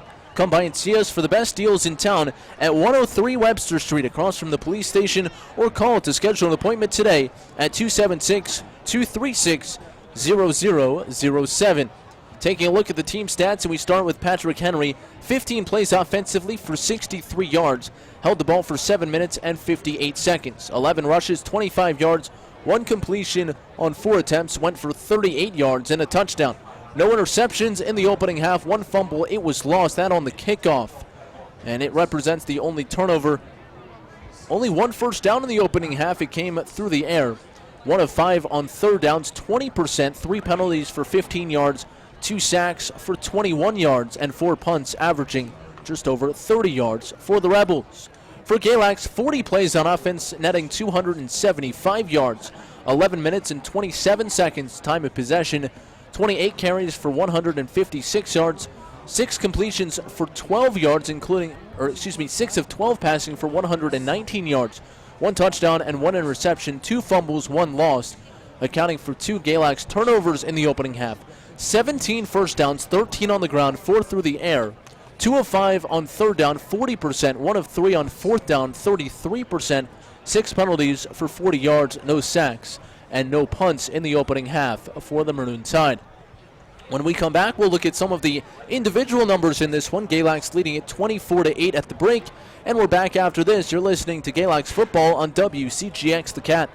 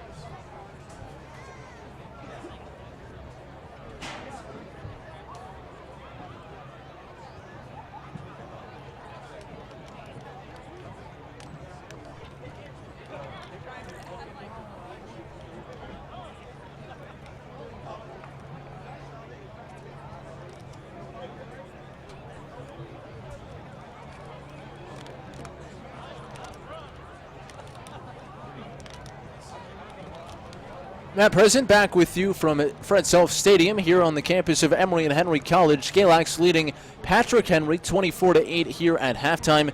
Taking a look at some of the individual numbers, and we start with the Tide offense. Cole Pickett, 6 of 12 passing, 119 yards, a 50% completion rate, 1 touchdown and 1 interception. Rushing-wise, Denver Brown shouldering the load, 20 carries in the first half for 133 yards, 1 touchdown for Brown. Keaton Beeman, 3 carries for 24 yards. Cole Pickett, 5 carries. His net gain was 1 yard lost, but he did have a quarterback keeper for a touchdown. Receiving, Zach Johnson, 4 catches, 48 yards and a touchdown, 12 a pop for Johnson. Brendan Bryson, 1 catch for 46 yards. Colby Barnes, 1 for 25. And Colton Keatley targeted, but does not have a catch in the opening half. Riley Joe Vaught leading the way with 3 tackles, 6 assists defensively. Galax really spreading the wealth in terms of the tackles here on defense. They have yet to get a sack, however, so far on Dakota Rector. Speaking of Rector, 1 of 4, 38 yards passing for a 25% completion rate, 1 touchdown, no interceptions. The notable play was a 38-yard completion to his running back, Cody Smith, who went the distance for the lone touchdown so far today. Rushing wise, Zach Brown, 6 carries for 12 yards. Rector, 1 carry for 9. Beeson with 2 attempts for 3 yards. And Smith, 1 for 1 on the ground. Chafin leading the way, 3.5 tackles on defense, including 2 sacks, 2 tackles for loss. He and Eden Rea have been really impactful among the front four defensively so far today for the Rebels. Halftime here at Emory and Henry. Teams making their way back onto the field. Second half coming your way in just a couple of minutes. Want to say thank you to all of our Galax football partners throughout the season. Aunt B's Restaurants, Blue Ridge Tire and Automotive, Chick-fil-A of Mount Airy, City of Galax Tourism Center, ICM Collision and Custom Paint, Twin County Regional Healthcare, Twin County Tire and Automotive, Bojangles, and the Vaughn Gwynn Funeral Home. Halftime stats are brought to you by Blue Ridge Tire and Automotive, your hometown garage for auto repairs and oil changes, new tires, tire maintenance, tune-ups, and inspections. All of your automotive needs.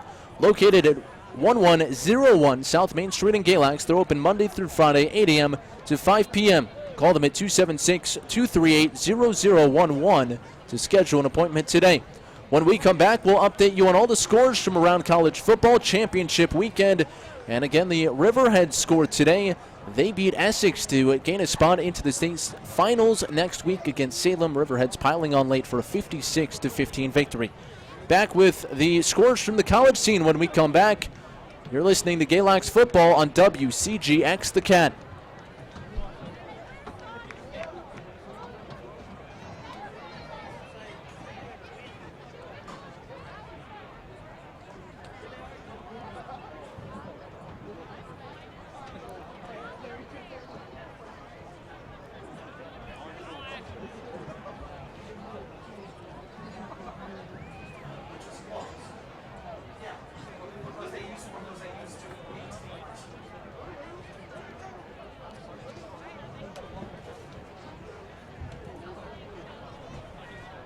Matt Present back with you here at halftime. Let's run down some scores in college football conference championships this season. Several ongoing. Florida Atlantic leading UAB 42-6 with 4 minutes to play in the third quarter. That's the Conference USA Championship being played in Frisco, Texas. In the American Athletic Conference Championship game, Memphis is hosting Cincinnati, and the Tigers are leading it 10-7 with 1:55 to play in the opening quarter. Boise State and Hawaii tangling in the Mountain West Championship game, and Hawaii had 3-0 with 6:44 to play in the opening quarter as they've just kicked a field goal to take the lead in that one. The SEC title game, plenty of playoff implications on the line. LSU trying to remain unbeaten. They're 12-0 on the season. Georgia at 11-1. If the Bulldogs win, they're in the college football playoff. If the Bulldogs lose, that opens the door for potentially Oklahoma to get in. Right now it's a scoreless game, just 3 minutes gone by in the opening quarter as they play that at the new Mercedes-Benz Stadium in Atlanta. Speaking of the Sooners, they're able to prevail despite Baylor scoring 10 points in the fourth quarter to force overtime. Oklahoma is able to score the lone touchdown of the extra period, and they claim the Big 12 championship, accounting for the only 2 losses on Baylor's schedule this season. Oklahoma prevails 30-23 as Jalen Hurts goes 17 of 24 for 287 yards and a touchdown in the win for the Sooners, who are again waiting to see the outcome of the SEC title game being played right now. See if maybe the Sooners can hop into the college football playoff. What allows Oklahoma at number 6 to be in consideration is the Pac-12 championship game last night, where Oregon ran all over Utah. C.J. Verdell tallied 208 yards and 3 touchdowns to go along with Tyler Huntley's, or I guess he threw 2 for Utah, so in the loss. But Oregon adds on late a couple of touchdowns to pull away in the fourth quarter, and they beat Utah by a final score of 37-15. So the top 2 teams in the Pac-12 both finish with 2 losses on the season. That will exclude them from any sort of participation in the college football playoff. Elsewhere around the college football scene in the non-Power 5 conferences, 21st ranked Appalachian State defeats Louisiana to take the Sun Belt championship game by a final score of 45-38. And elsewhere, it was the MAC championship at Ford Field, and Miami down Central Michigan 26-21. Two big games later on tonight. The Big Ten title game comes your way at 8 o'clock. Wisconsin and Ohio State do battle at Lucas Oil Stadium in Indianapolis. Ohio State again looking to remain the top seed in the college football playoff. They're unbeaten this season at 12-0. Also unbeaten is number 3 Clemson. They're undefeated and looking to cap off their perfect season. They will face off with 23rd ranked Virginia, who upset Virginia Tech last week to get a spot into the ACC championship game. That one will kick off at 7:30 from Bank of America Stadium in Charlotte. Once again, our score at the break, it's Galax 24 and Patrick Henry 8. The team starting to make their way back onto the field for the second half of play.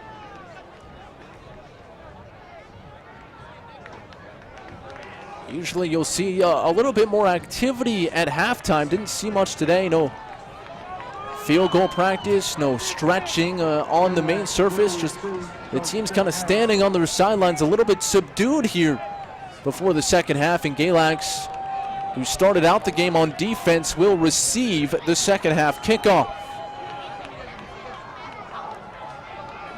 Maroon Tide looking for their first championship berth since 2015, the year they won it all. Denver Brown and Zach Johnson back to receive. They're standing at their own 20-yard line, and now they will audible. It looks like Patrick Henry is lining up for an onside kick.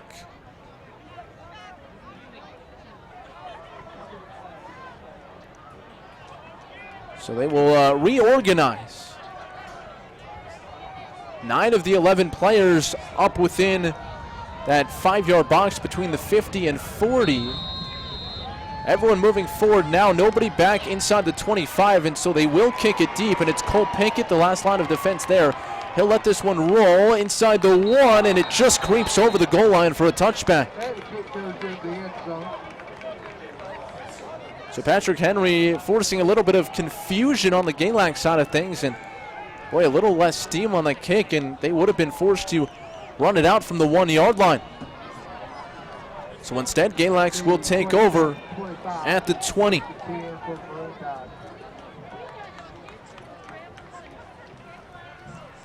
First down and 10, Galax. They'll move from right to left to begin the third quarter. Sun setting behind us here at Emory and Henry, which means the far side of the field is in the sunlight. The near side is in shadows.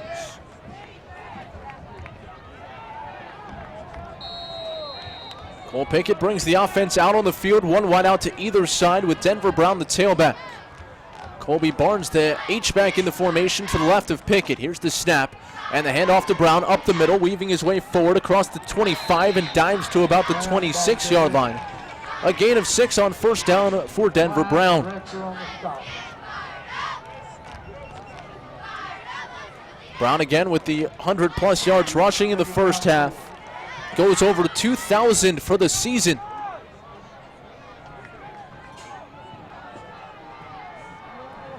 Galax working the clock. 15 on the play clock as Pinkett calls for it and takes the snap. Hand off to Brown again, running near side and swallowed up and dropped. Just got back to the line of scrimmage. Play made defensively by Caleb Walk up front. Walk this season with 48 tackles, 20 for loss, and he was able to burst through the seam and close that gap quickly. And so that will bring up third down and 4. Just underway, third quarter of action. Patrick Henry fans trying to get into it and help force a 3-and-out to start the second half. One wide to either side. Brown the tailback. Here's the snap, play action fake. Pinkett fires it deep down the far side of the field. Passes a jump ball. It is intercepted. Intercepted by Cody Smith, his 3rd interception of the season, and he takes it at his own 45-yard line. Pass intended for Johnson. It was a jump ball. Smith in coverage one-on-one, and that was the matchup that we talked about entering play today, the one-on-one battles on the outside. Pinkett throws a jump ball, and the Rebels come away with it. And they have good field position as they'll start at their 46.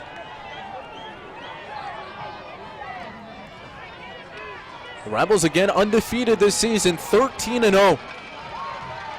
Looking to make their first state final appearance. Rector to throw on first down, heaves it down the near side, and the catch is made by Smith, sliding on his knees into Galax territory. He makes the grab at the 35-yard line. A little seam route for Smith. And Patrick Henry comes out in a heavy backfield, a run formation. They pass out of it. And Smith able to get the call, make the grab on a sliding catch. And into Galax territory, ball spotted at the 36-yard line. Rebels moving left to right. Looking to throw again. Rector under pressure this time, sets up the screen. It's incomplete.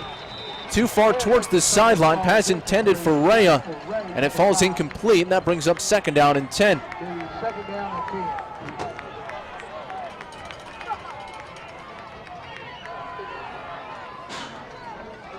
Patrick Henry this season has really been known for its defense. 3 shutouts, 7 games of 10 or fewer points. Galax at 24 in the first half. It's left up to the Rebels offense in a big juncture in this ball game off the turnover. Second down and 10. Pitch to Smith, running left, trying to get to the edge. Sheds one tackler, but the pursuit comes, and Pickett got there to wrap him up. After Sawyer's got the stiff arm initially, Pickett wraps him up just about the line of scrimmage.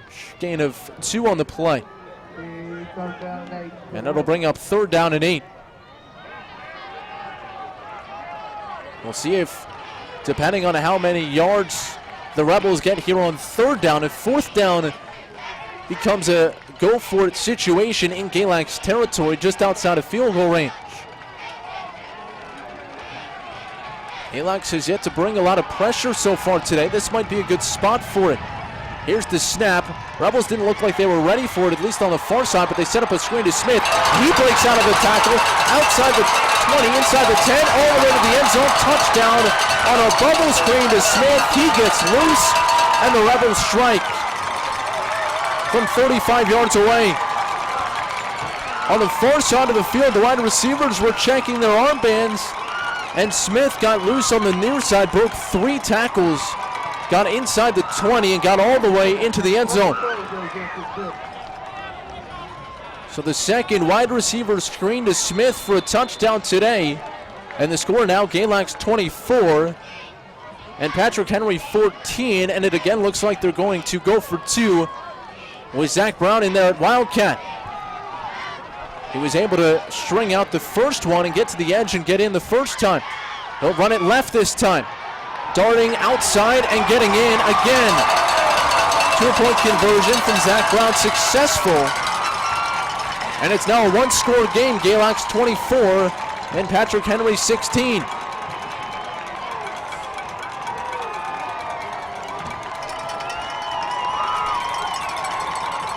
The same exact play they ran on the first 2-point conversion.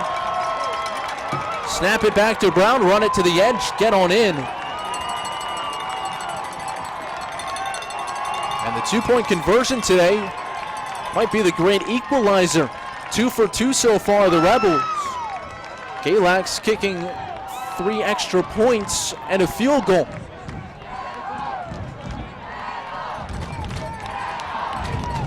So it's an 8-point lead. Galax looking for an answer. The Rebels fans very much into it now. Taylor will kick off. Showed onside last time, didn't do it. And he will kick a line drive toward the far corner. This will bounce near the pylon and stay in the field of play and get into the end zone for a touchback. Mark Palmer on the near sideline, he's going crazy. Pumped up about his special teams, and he gives a big high five to Colby Taylor, who now has 8 touchbacks on the season, a couple on back-to-back kickoffs. So now Galax needs a response. They come out 1st and 10 from their own 20. Beeman in the backfield. 3 wide far side, 1 to the near. Now Bryson motions tight to the formation left side. Shotgun snap, here's the give to Beeman up the middle. not a whole lot of running room. Gets back to the line of scrimmage, and that's all. So Beeman, no gain on the play. Brought down immediately. And that brings up 2nd down and 10 from the Galax 20. 9:06 to play, 3rd quarter, 24-6. Maroon Tide on top. Galax turning towards the sideline, trying to get their assignments. 2 wide out to the far side. Sawyer's in the slot. Johnson out wide. Heatley to the near. Pickett looks to throw. Pressure comes. He's racked up and sacked inside the 15. 3rd sack today. This time it's Rhea. And the front 4 of this Patrick Henry defense starting to really become a problem for the Galax front 5. So Galax now backed up. It's 3rd down and 16. They need to get it out to the 30-yard line. Ball in the center of the field. Brown the tailback, Pickett in shotgun with 1 wide out to either side. And now Galax wants time. Mark Dixon not happy. He just dismissed the headset. And the Rebels fans are into it. Big turning point in the game right here. Galax would like to at least, at the minimum, get some breathing room where a punt could put the Rebels back on their own side of the 50. And again, this is the first time since the loss to Northside back in October that Galax has been within a 1-score game at this stage of the contest. They've not played many tight ones. And they have not played many lines as physical as the one we've seen here today from Patrick Henry. 8:03 to play, 3rd quarter. Big juncture in this one. 2 wide, far side, 1 to the near. Pickett in the shotgun, Brown to his left. He takes the snap, drops back to throw, steps up, fires over the middle, pass is incomplete. Over the head of his intended receiver, Zach Johnson. Smith again there in coverage. And Galax will send out the punt unit. Ortiz has punted it just 20 times this season, averaging 33 yards a punt.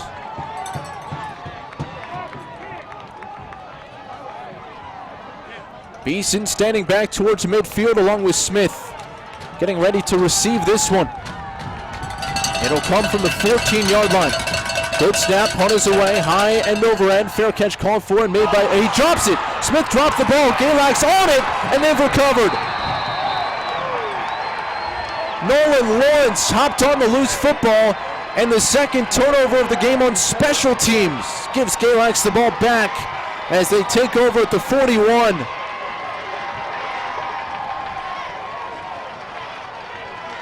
What a big swing of events there for Galax. 2nd turnover of the ball game. And so it's a 43-yard punt, and Galax recovers. Smith dropped the ball, and Galax takes over. Here's Pickett in the pistol. Play action fake. He'll keep it on the option. He's swallowed up in the backfield. Chafin again. He's been all over the place. Him and Rhea. The 2 of them have been in the Galax backfield for the last quarter and a half. And a loss on the play will bring up 2nd down and 14.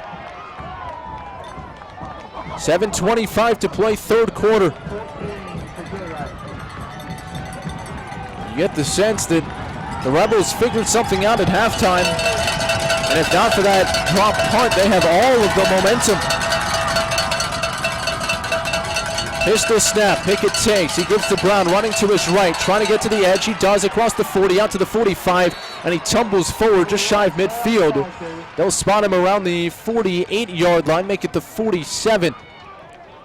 So that sets up 3rd down and manageable now for Galax. It will be 3rd down and 5. Make it 3rd and 4 from the 47. Johnson by himself to the far side. Beeman split out to the near. Barnes the H-back. Pistol set, Pickett takes, gives to Brown up the middle, weaving his way across midfield, and he looks to be just short of the first down as he's stacked up and thrown back. He got across the 50, but he needed to get across the 49. It'll be 4th and inches upcoming. They need the length of the football, and they're going to have a measurement. Galax look to get a favorable spot there with the nose of the football almost at the 49, and they'll bring in the chains from the far side. Clock stopped at 6 minutes and 8 seconds to play here in the third quarter. Again, Riverheads routed Essex today to clinch the first spot in the state final next Saturday. Noon kickoff from Salem. But right here it's a one-score game. And after the measurement, it looks like Galax is just a few inches shy. So 4th and inches.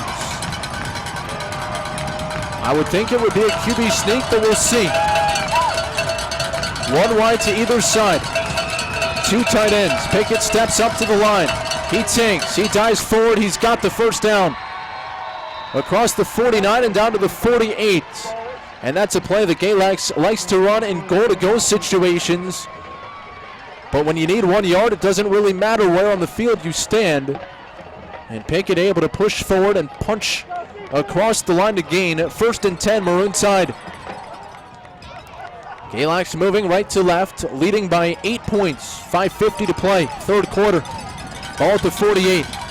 Pistol set, and Pickett takes. He'll hand to Brown, running inside left tackle across to 45. A gain of 3 on first down for Brown, who's taken down on the play by Rhea. Rhea at 6'2", 225, Chafin at 5'10", 180. Continue to be impactful on that front 4 of the defense. Beeman split out near side, Johnson to the far. Bryson to the right of Pickett, Brown behind him in the pistol. Here's the snap, they give us to Brown, running right. Tried to get to the edge, he's taken down from behind. Bobby Klein got in there to make the ankle tackle and to wrap up Brown behind the line of scrimmage. He'll lose a few yards on the play, a loss of 3, back to the original line of scrimmage at the 48. And that will bring up 4th down and 10, or 3rd down and 10, I should say.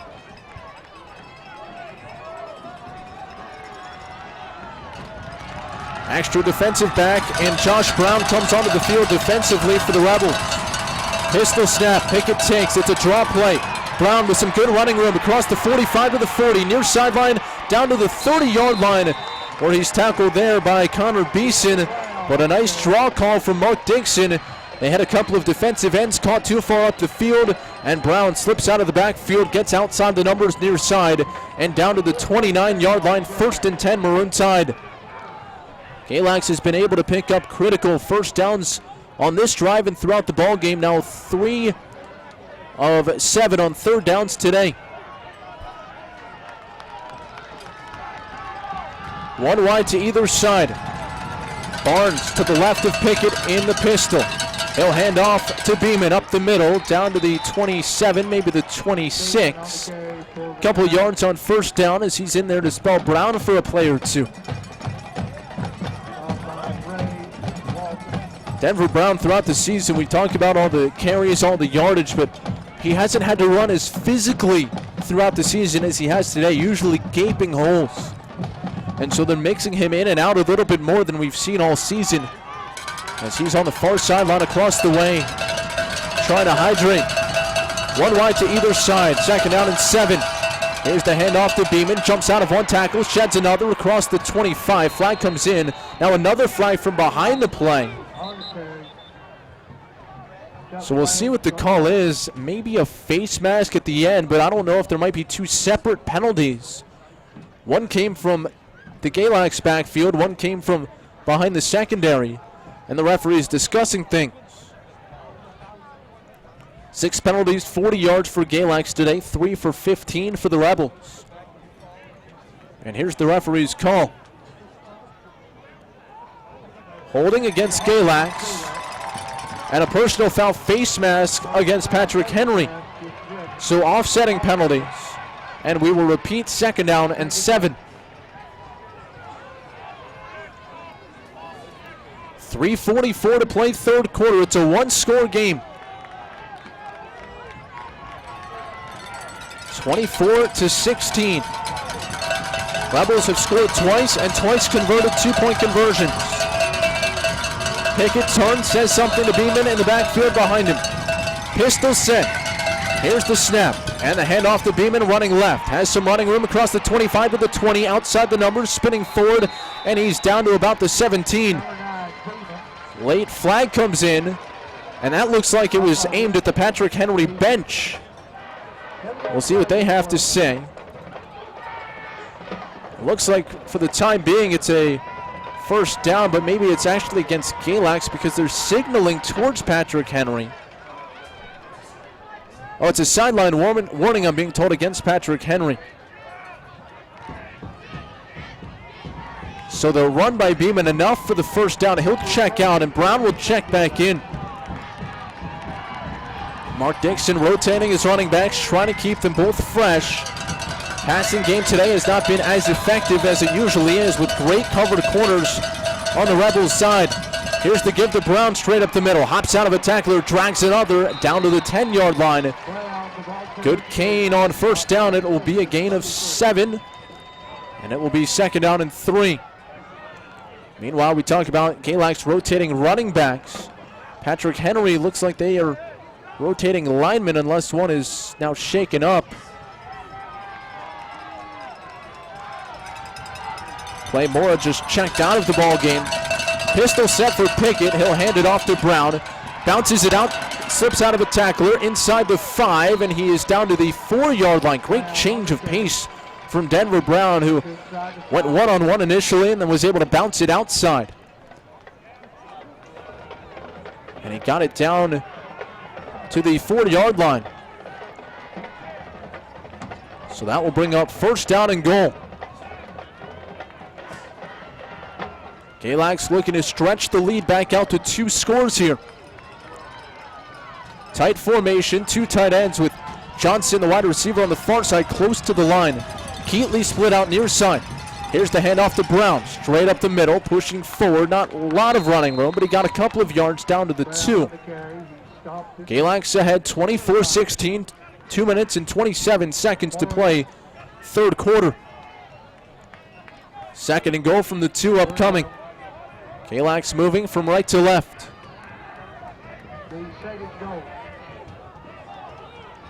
Galax began this drive pinned deep in their own territory. Were able to recover a fumble on a punt to keep the drive alive.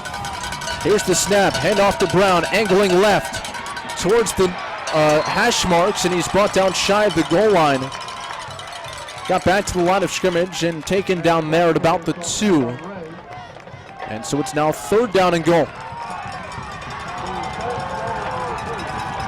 1:45 to go, 3rd quarter. Pickett steps under center.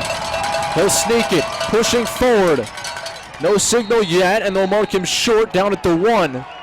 We'll see if they do that again or if they bring out the field goal unit. Mark Dixon out on the field. It looks like he's trying to get his team to hurry up and snap the ball again and punch it in.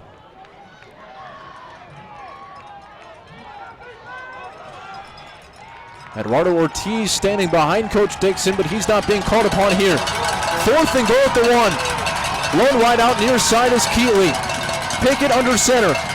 He takes the snap, lunges forward, pushing, reaching the ball out. Touchdown, Maroon Tide.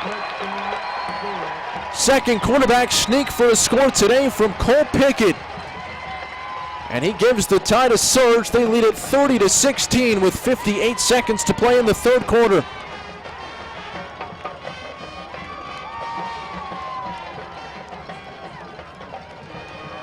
Costly fumble on the punt keeps the drive alive. Pickett punches it in. Back-to-back quarterback sneaks, and now Ortiz on for the point after. Here's the snap. It's high, placed down nicely. The kick is up, and the kick is good. Surprised there was not any sort of penalty on that. It looked like there may have been running into or roughing the kicker as Ortiz got knocked over, but he's jogging off to the sideline, boots the extra point through, and the lead back to 15 for Galax. It's 31-16 with 58 seconds to play in the third.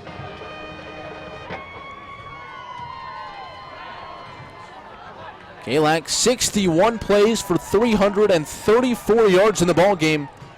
They've held the ball for almost 19 minutes. Patrick Henry 19 plays for $117. They've held the ball for just 8 minutes. But they've stayed in it with a couple of screen passes for big chunk plays and big touchdowns. And they've converted on both of their 2-point conversions. So that's where we stand now, 31-16 Galax, who again has gotten to 50 points in 5 straight games. Not quite on pace to do that here today.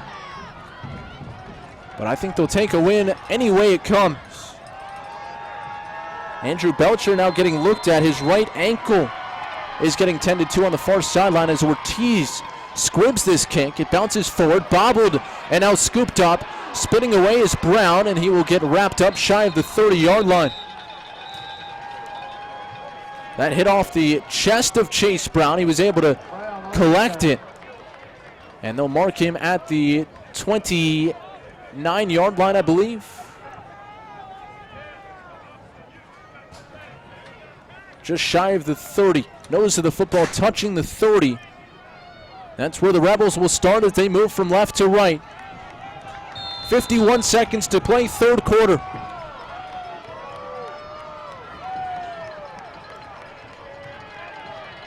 Passing formation here.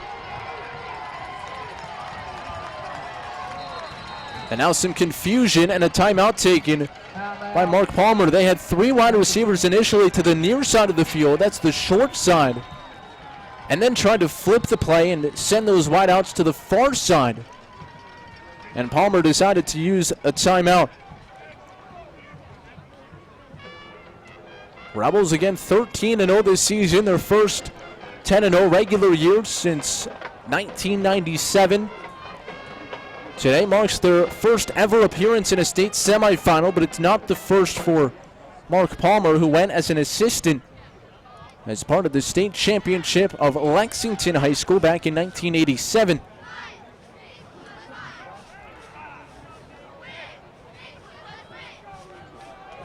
So 4 wide in the formation out of the timeout.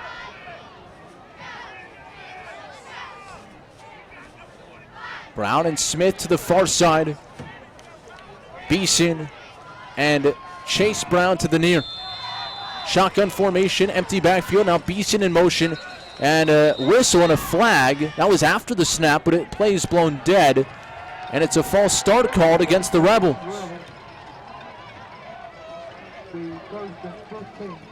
What it looked like the linesman was signaling is that when Beeson went in motion, Brown took a step forward. So that backs up Patrick Henry 5. It will be 1st and 15 from their 30, or from their own 25, excuse me. 49 seconds to play here in the third. Beeson again in motion across the formation, right to left. Here's the snap, throw it out near side, pass nearly picked off. Zach Johnson tried to jump the route, pass intended for Chase Brown, incomplete.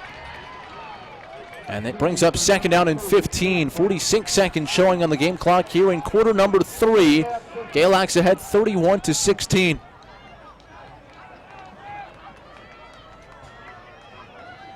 Rector has not thrown the ball a whole lot so far today.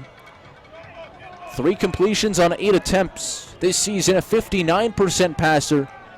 Just over 1,000 yards compared to the 2,000 plus for Cole Pickett. 22-48 for Cole. Here's a double reverse coming near side and wrapped up in the backfield. Zach Brown is dropped behind the line of scrimmage. Great read by Beeman on the play to get there and make the stop. Back inside the 25 at the 23. And the Rebels going in the wrong direction now. And they'll have 3rd down and 17 upcoming. 20 seconds on the game clock. It's in sync with the play clock. Doesn't look to be any separation, so they could run this out if they so choose.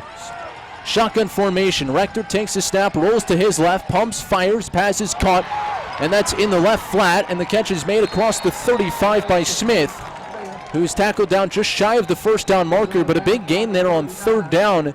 He ran the out pattern, and he's able to get, of the 17 necessary yards, 16 of them back. And when we come back for the fourth quarter, it will be a 4th down and 1. We'll step aside. Final quarter of action right after this. Galax 31, Patrick Henry 16. You're listening to Galax football on WCGX The Cat.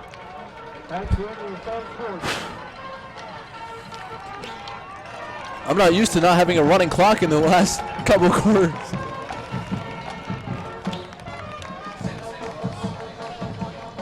No, I just made my voice. My voice.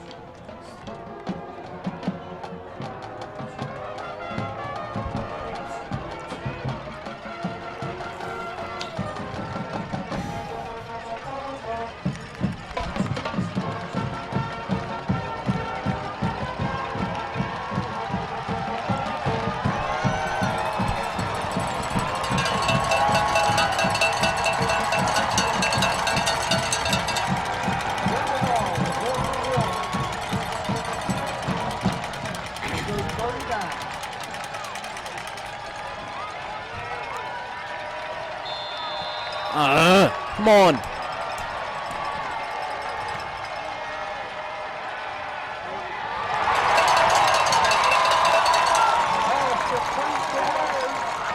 Play action fake on the first play of the fourth quarter, and on 4th and 1, Rector finds Rhea over the middle across midfield for the first down. Rhea a little bit slow to get up, but he's gotten it all the way down to the Galax 42-yard line, and the referees will stop play as Rhea reaches down as if he's got a calf cramp. He's bent at the knees, and now they're asking for some medical attention. Rhea standing just beyond the nose of the football, where it's marked at the 42, and being helped off the field. Again, it kind of just looks like cramps. But he made a big catch on that play. He's again reaching down behind his legs and trying to walk off the field arm in arm with the athletic trainers near side. 1st and 10 Rebels, 11:55 in the game. Galax leads it 31-16. A berth in the state final is on the line. 1st and 10, Patrick Henry.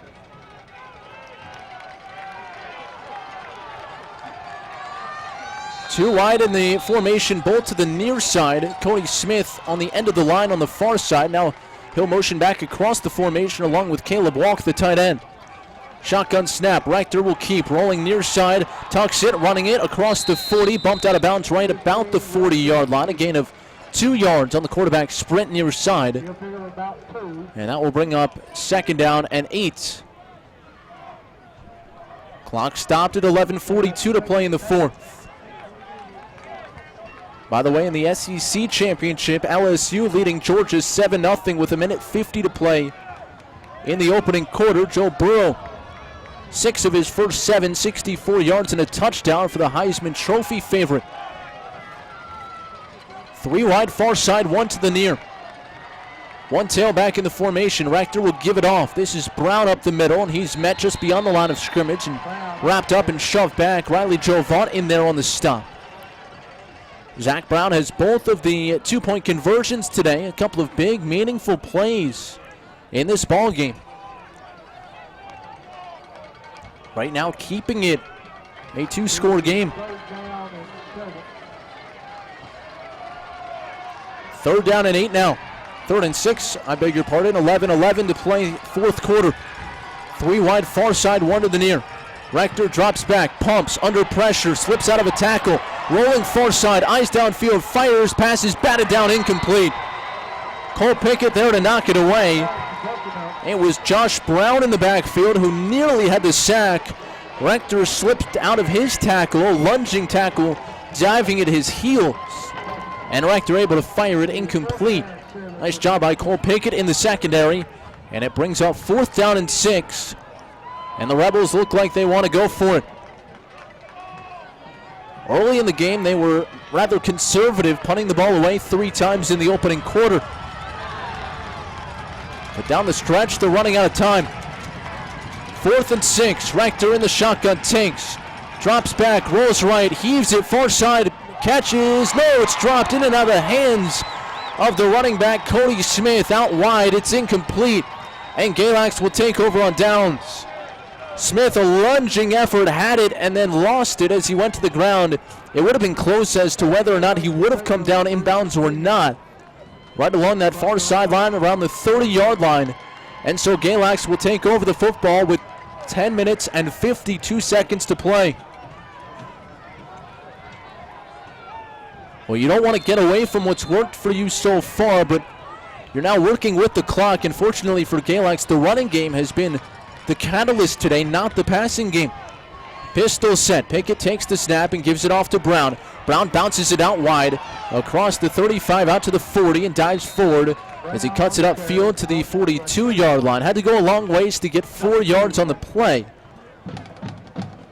But he's able to pick up some positive yardage on 1st down. They get it out to the 41. Maybe 3 yards on 1st down. It will be 2nd down and 7. Zach Brown to the near side of the field. Keaton Beeman split out to the far side. Ball spotted far hash at the 41. Bryson, the tight end, settles left of the line. Now motioning into the backfield from the tight end spot is Barnes. Here's the snap, and the handoff is to Brown. Off left tackle, and he surges forward across the 45 and out to the 46-yard line. He'll get 4 or 5 on the play, setting up a 3rd down and short. It'll be 3rd and 2. The yard to gain is the 48-yard line. They're at the 46. Pickett steps under center. He'll take. He'll hop over the pile. It's close. I don't think he got there. He needed 2. He got 1. And that will be 4th down and 1 now. Pickett has gotten a yard on every quarterback sneak, so if he does it again and you stick with the averages, Galax would be able to move the sticks. But if he does not, you're giving the Rebels excellent field position on the Galax 47-yard line. 1 wide to either side, 9:08 to play, 4th quarter. Barnes, the tight end, the up man in the formation. Here's the handoff to Brown on 4th down, up the middle. He's got the 1st down across midfield and up to the 49-yard line. Big carry for Denver Brown to move the sticks, and Denver Brown continues to rack up positive yardage, whether it's 2 yards or 10 yards. Brown just continues to bulldoze his way forward. He's now inching towards the 200-yard mark in the ballgame. 33 carries for $194 for the senior running back, Denver Brown. 1st and 10, Galax at midfield, moving left to right. Pistol set for Cole Pickett. He calls for the snap, takes it chest high, hands to Brown, running left. Brown with some running room down to the 45, tumbling forward near the 40, breaks away from the defense, he's off to the races. 30, 20, 10, 5, touchdown, Denver Brown. How did he escape? 50-yard touchdown scamper, and Galax tacks on. It's now 37-16 with 8:27 to play, 4th quarter. I lost sight of him at about the 30, and all of a sudden he broke free into the open. And the 6', 200-pound running back shedded tacklers and got loose for a 50-yard touchdown run. He's up over 200 yards in the ball game. Ortiz now on for the point after. High snap, placed down nicely, kick is away.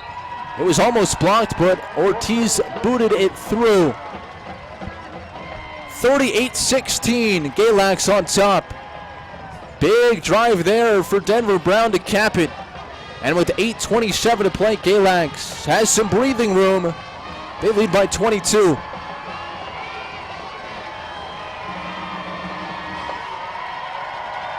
.247 yards and 2 touchdowns for Denver Brown on a day where the Galax passing attack has not been as potent as it has been throughout the season. Pickett just 6 of 14 for 119 and a touchdown. He's also thrown 2 picks. Galax with 3 turnovers in the ball game, the 2 interceptions, and the Zach Brown fumble on the opening series. They've been able to overcome it all.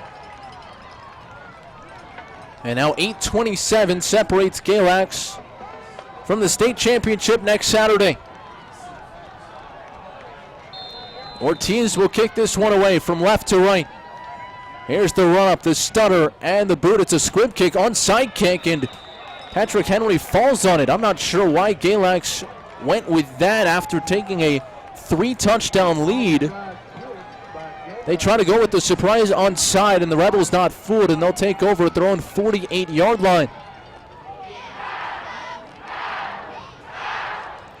So excellent field position, but the Rebels need something in a hurry.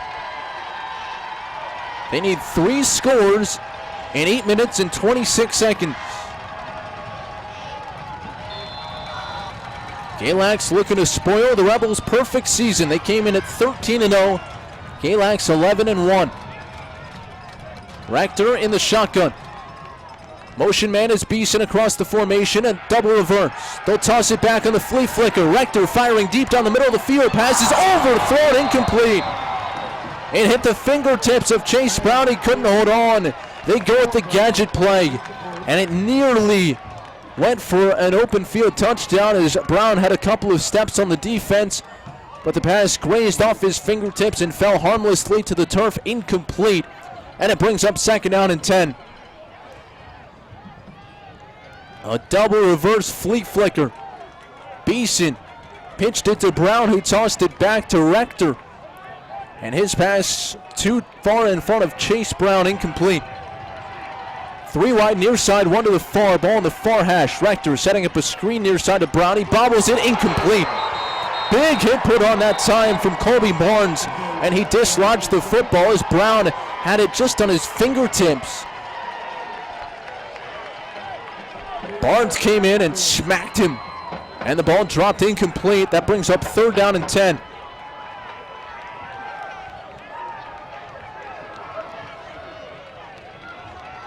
Ryan Bunnell among the offensive line, trying to fire up the Rebels, trying to light a fire underneath the offense as they try to mount a comeback.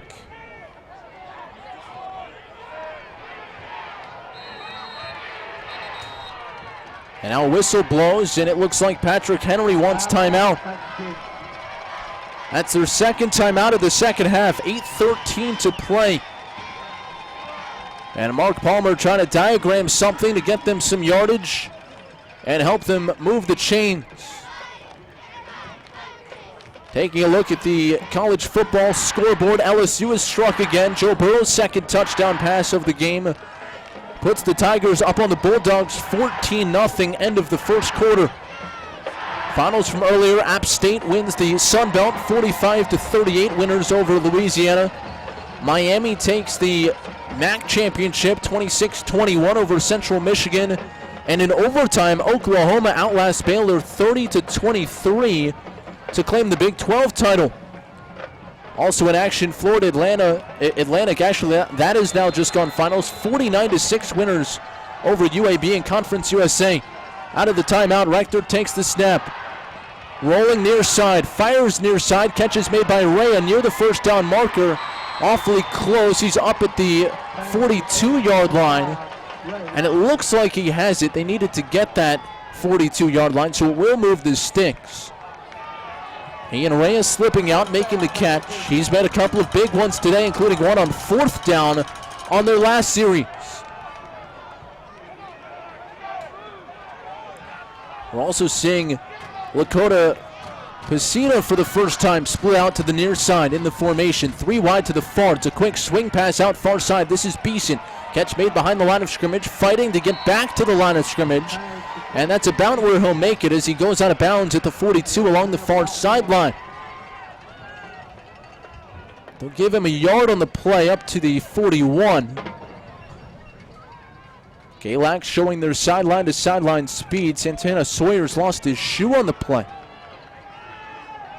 He's able to get that situated back on. 7:43 to play, clock stopped. 38-16, Galax on top.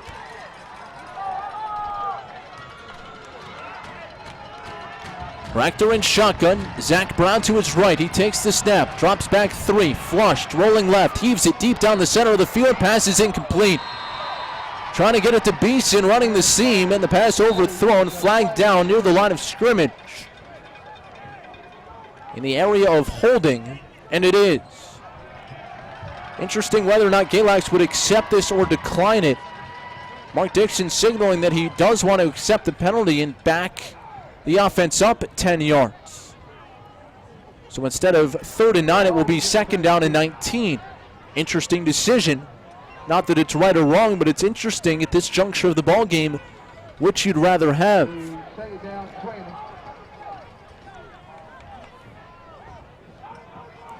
7:37 to play in regulation. Ball backed up to the Rebels side of the field. In between the 48 and the 49. Rector in shotgun, 4 wide in the formation. He tanks, fires near side. Pass is caught by Rhea, but he's taken down immediately by Sawyers. It's about a 3-yard catch on the play. No yards after the grab. Rhea on the reception, and it brings up now a 3rd down and 16.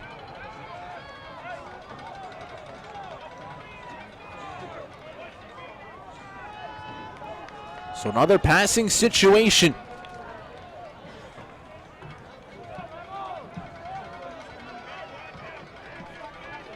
Two wide to the far side, 2 to the near. Rector turns towards the sideline. Now audibling with either hand. 1 man in the backfield. Here's the snap. Drops back 5, steps up, fires it deep down the middle of the field. Jump ball, it's incomplete. Smith went up for it, but he hit the ground hard, and when he came down, he could not hang on. Cole Pickett, the safety, came over with the hit, and the pass falls incomplete. And it's now 4th down and 16.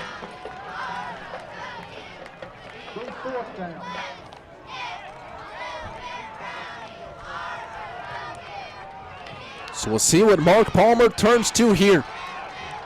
We've seen a couple of gadget plays so far, a couple of end arounds. That flea flicker last time. Trips near side. Swing pass near side. They'll throw back to Rector. He's got it behind the line of scrimmage. Galax closing. They've got him at midfield. And they force him down back at the 49. A double pass on the play, and Galax snuffed it out. Lee Peoples, Santana Sawyer's got there, and they pick up a big 4th down stop, and the offense takes over with 6:35 to play at the 50.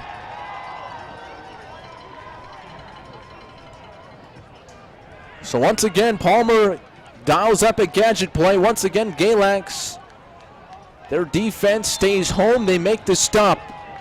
And now the offense back on the field trying to work the clock. 6:35 to play. The lead is 22. Pistol set for Pickett. He takes the snap, and the handoff is to Brown, running to his left. Cuts it upfield over the 45 and all the way down to the 42-yard line.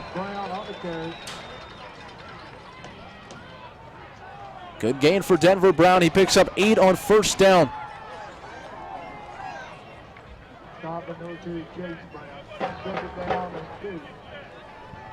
Sun has set now here at Emory and Henry. The entire field in shadows. Lights are on.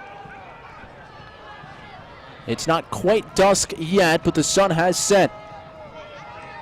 Under 6 minutes to play now.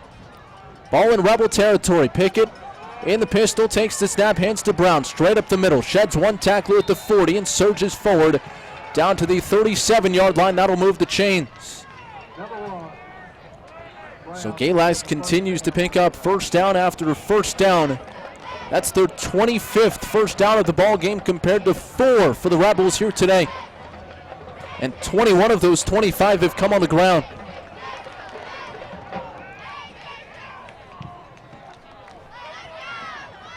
Ball spotted at the 37 far hash. Galax moving left to right, fourth quarter, 5:34 to play. One wide to either side. Pickett in the pistol, he takes. And the handoff to Brown, running left. Has some running room across the 30. Still on his feet, down to the 25, and he's wrestled down at the 24-yard line. That's a pickup of 13 yards and another first down for Denver Brown. And there's a player down, it's Beeson. And by the way, his teammates reacted on the play. This might be serious. They were running away as if they did not want to see what was going on. And they're asking for the ambulance to come out from the tunnel down to our left. So with this injury timeout, we will step aside. Galax leading at 38-16. And we're back after this. You're listening to Maroon Tide Football on WCGX The Cat.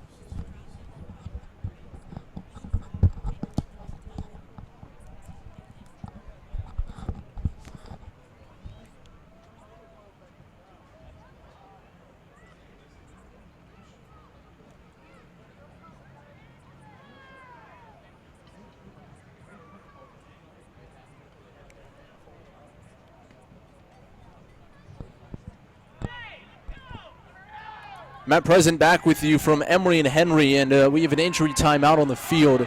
Connor Beeson is situated on the far side, and they're rolling a stretcher across the playing surface, and it's obviously very challenging to see as he's being tended to exactly what happened on the play, but this does look to be serious, and so they are taking the necessary precaution, and they will stretcher him off the field, and his teammates are huddled up and heads down near side. And you could see by their reactions that whatever it was gruesome. And so he's surrounded by medical personnel. Galax huddled up on their sideline, standing clear but looking on. And all of this coming with 5 minutes and 23 seconds in the fourth quarter, and Galax leading the Rebels 38-16. Once again, Riverheads beat Essex earlier today to advance to the state final. It will be played a week from today in Salem. Kickoff scheduled for noon. In the 1A state final, Galax looking to make it back and win it for the first time since 2015, the lone state title in program history. They've made it to the state semis each year since, but in each of the last 4 years they have lost, including the last 2 years to Chilhowie. Last season, Chilhowie beat the Rebels on their way to the regional final before upending Galax at the state semifinals. Beeson still being tended to across the way. Again, finals today in college football. Oklahoma in overtime outlasts Baylor 30-23. So they finished the season 12-1, and they're waiting for the outcome of the SEC championship game. If LSU wins, conventional wisdom says that a two-loss Georgia team is then bounced from the top four. Right now, it's LSU leading the Bulldogs 14-3 with 3.5 minutes gone by in the second quarter. And that would open the door for Oklahoma to be the fourth and final team in. And the reason for that is that last night in the Pac-12 championship game, Oregon rolled past Utah, doubling them up by a 37-15 final. Oregon got 208 rushing yards and 3 touchdowns from C.J. Verdell in that victory last night. Another couple of big Power 5 conference championships later on this evening. At 7:30 in the ACC, it's third-ranked Clemson facing off with number 23 Virginia, who won the Commonwealth Cup last week over Virginia Tech to get their spot in the conference final. Clemson, again, looking to cap off a second consecutive unbeaten season As they went undefeated last year, they've won 27 in a row overall. And then at 8 o'clock in the Big Ten, it's Ohio State, who is also without a loss this season at 12-0, hosting Wisconsin, who they beat rather handily earlier in the season, but Wisconsin up to 8 in the latest rankings this week. So 1 versus 8, 3 versus 23 coming up later. And, of course, the marquee matchup going on now, as we mentioned a moment ago, it's number 2 versus number 4. LSU leading Georgia 14-3. In some of the other mid-major conferences, 19th-ranked Boise State has taken a 7-point lead over Hawaii, leading it 10-3 with 1 minute and 7 seconds to play second quarter in the Mountain West title game. In the American, it's Memphis and Cincinnati, 17 versus 20, and it's the Bearcats who lead 14-10 as you hear the round of applause for Beeson, who's been lifted up onto the stretcher and now is making his way off the field.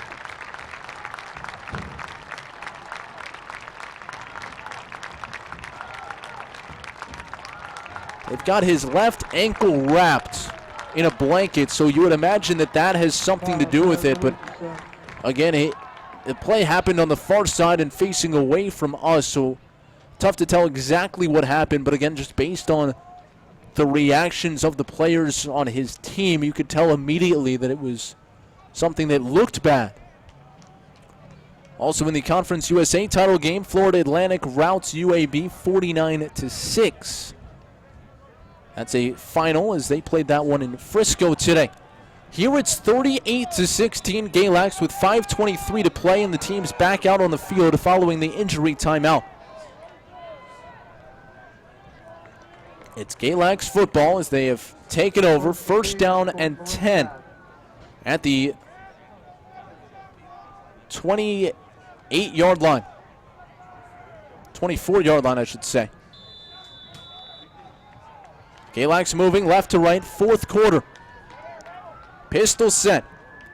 Pickett takes the snap, turns and hands to Brown straight up the middle, looking for running room. Not much there. He's dropped nearly immediately on the play. Bobby Klein in there to make the stop. Klein, a freshman, 66 tackles for him in his first year with the Rebels.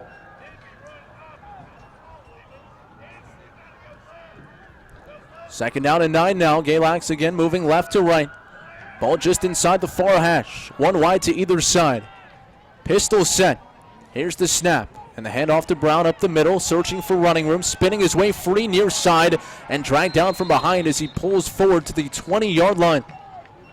Rhea again in there on the stop, and he's one of the few tacklers that can compete sidewise with Denver Brown.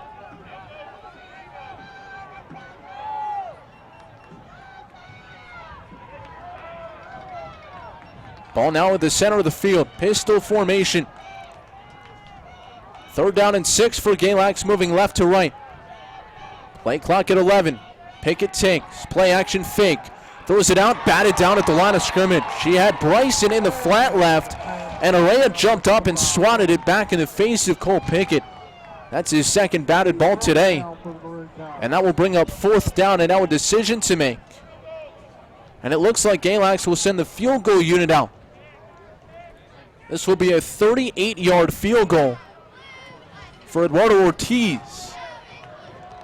He made one earlier from 25 yards. Ortiz again adding that one in. Now 6 of 8 kicking, but just 1 of 3 beyond 30. Here's the snap. Ball placed down. The kick is up. It's on its way. It's long enough. It is good. How about that leg from Eduardo Ortiz? Boots it through from 38. And Galax tacks on 3. It's now 41-16 Maroon Tide with 3 minutes and 59 seconds to play. Well, we talked about this with Coach Dixon a few weeks ago on the pregame show when the postseason began. How during the regular season in the blowout victories, you get a few extra points, you get a few field goals, but they're not necessarily meaningful or game deciding, and not that that one was, but to be able to come through in this situation and to have a kicker with that kind of leg, really important for Galax as they march towards the state title game next week.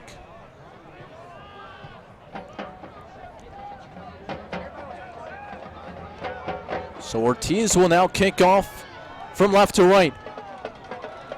3 minutes and 59 seconds to play. Here's the run-up and the boot. High end-over-end kick taken by Smith at the 10-yard line. He'll run it out. Far side 15-20 out to the 25. Still on his feet across the 30. And a solid return there by Smith, who gets it out to about the 31-yard line. So with 3 minutes and 52 seconds remaining, Rector and the offense will come out one more time. The game now pretty much in hand. Galax on top 41-16. It was a 24-16 game at one point. Galax has really done a nice job to pull away.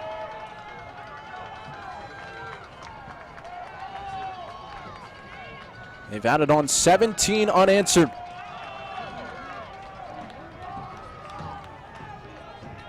Run heavy look for the offense. Rector steps under center. He'll take it. Rolls out near side, looking to throw. Heaves it deep downfield. Pass is tipped and incomplete. It was intended for Zachary Brown, and Cole Pickett backtracked, got a hand up, and there's a... No, there's not a flag down, I'm sorry. Just the football glowing beneath us. Incomplete pass. Cole Pickett batting down another one. He's been active from the safety spot today. And it brings up 2nd down and 10 from the 32.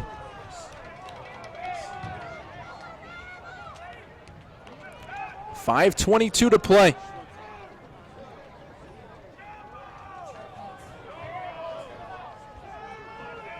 Another run heavy look, and the toss to Brown, sweeping to the right, looking for running room. Not much there. He's taken down right around the line of scrimmage. Riley Jovaught in on the stop.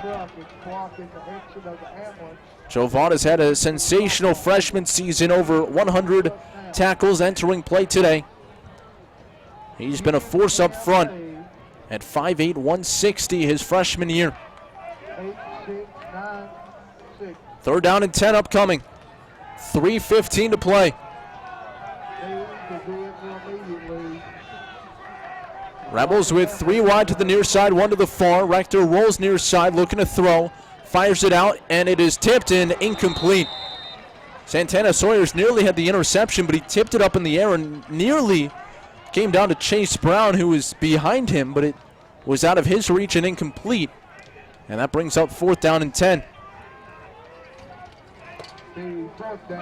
I think the takeaway today for the Rebels offense is that while they are capable of throwing the ball, they're most effective when it comes off of running plays. And when they're forced into a passing situation, trailing in the game, they're not able to complete pass after pass.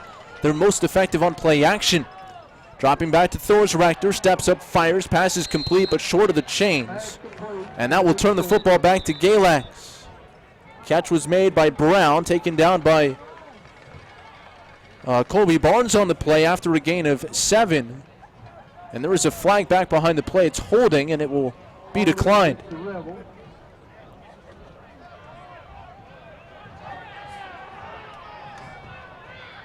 So Galax will take over on downs here with 2 minutes and 56 seconds to play. Now a lot of the Rebel fans beneath us heading to the exits. Galax fans across the way standing and applauding. And now some of the reserves getting some playing time. Nolan Lawrence will check into the backfield. Lawrence has seen increased time down the stretch this season. The sophomore has 189 yards and a touchdown. He stands behind Pickett in the pistol. Bryson motions to the right of Pickett. Here's the snap and the handoff to Lawrence up the middle. Sheds one tackler, moving to his right. And he gets it down to about the 36-yard line. A gain of 3 on 1st down. Make it 4. Clock moving inside of 3 minutes. 41-16, Galax on top. Looking to run their winning streak to 8 and get into the state final a week from today. 1 wide out to either side. Lawrence the tailback behind Pickett. He'll take the snap with the play clock at 13. Read option keeper for Pickett. And he'll cut it up inside along the hash marks far side and get it down to about the 32-yard line. 2 minutes and 10 seconds now to play. Bring up third down. Great effort today by the Maroon Tide, facing their toughest opponent in about 2 months. And they've racked up nearly 400 yards on offense. They have been hampered by turnovers, but they have overcome those turnovers, forcing some of their own and surging here in the second half. Pistol set again. Pickett takes. So hand bobbling the football is Lawrence. It's loose. And it's a turnover. Rebels come away with it. Ball. First and 10. Looks like either Rhea or Cody Pruitt who came away with the ball at the bottom of the pile, and that just bounced away from Nolan Lawrence. So the Rebels will have it with 1:34 to play in regulation, trailing 41-16.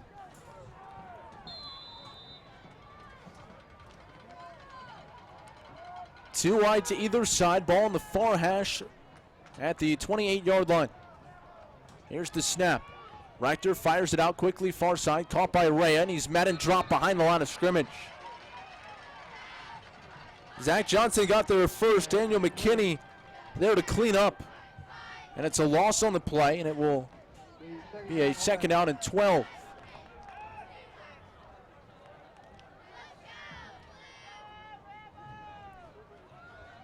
They'll call it 11. Forward progress there with just over a minute to play now in regulation.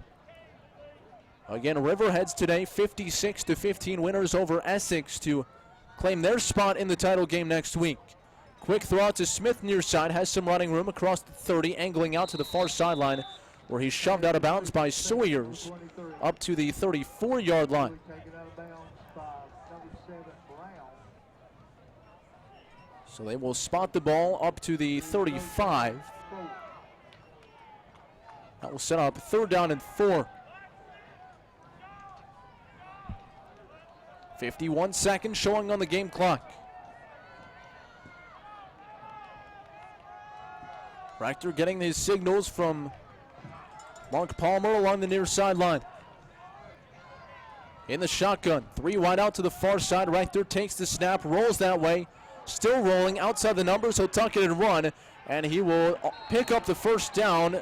It looks like, it'll depend on the spot, but it looks like he got beyond the 40-yard line, and they'll mark him right at the 40. He needed the 39, and so he will move the sticks with 39 seconds to play. First again for Patrick.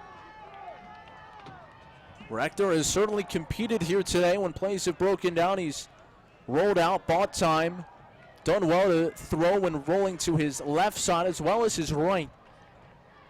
But just not enough consistent chunk plays or forward offensive gains. He throws it out far side, incomplete into the Galax bench. And I think that's been the biggest difference today is the turnovers have been there on both sides. There have been a couple big plays on both sides, but the consistent first and second down runs for Galax have been 4 or 5 yards, and for the Rebels it's been a lot of just getting back to the line of scrimmage, and they've been put in a lot of long third downs. Rebels today 2 of 8 on third down. Galax is just 3 of 11, but they're 4 of 6 on fourth down. Second out and 10, shotgun snap. Rector looking near side, rolling near side. Pressure comes, he fires it, and the pass is incomplete. Along the near sideline, it popped out of the hands of Smith, who was trying to keep his feet in and make the catch up near midfield. Again, Rector nicely throwing on the run opposite his throwing arm. But he fires it incomplete, and that now brings up third down and 10. 13 seconds to play.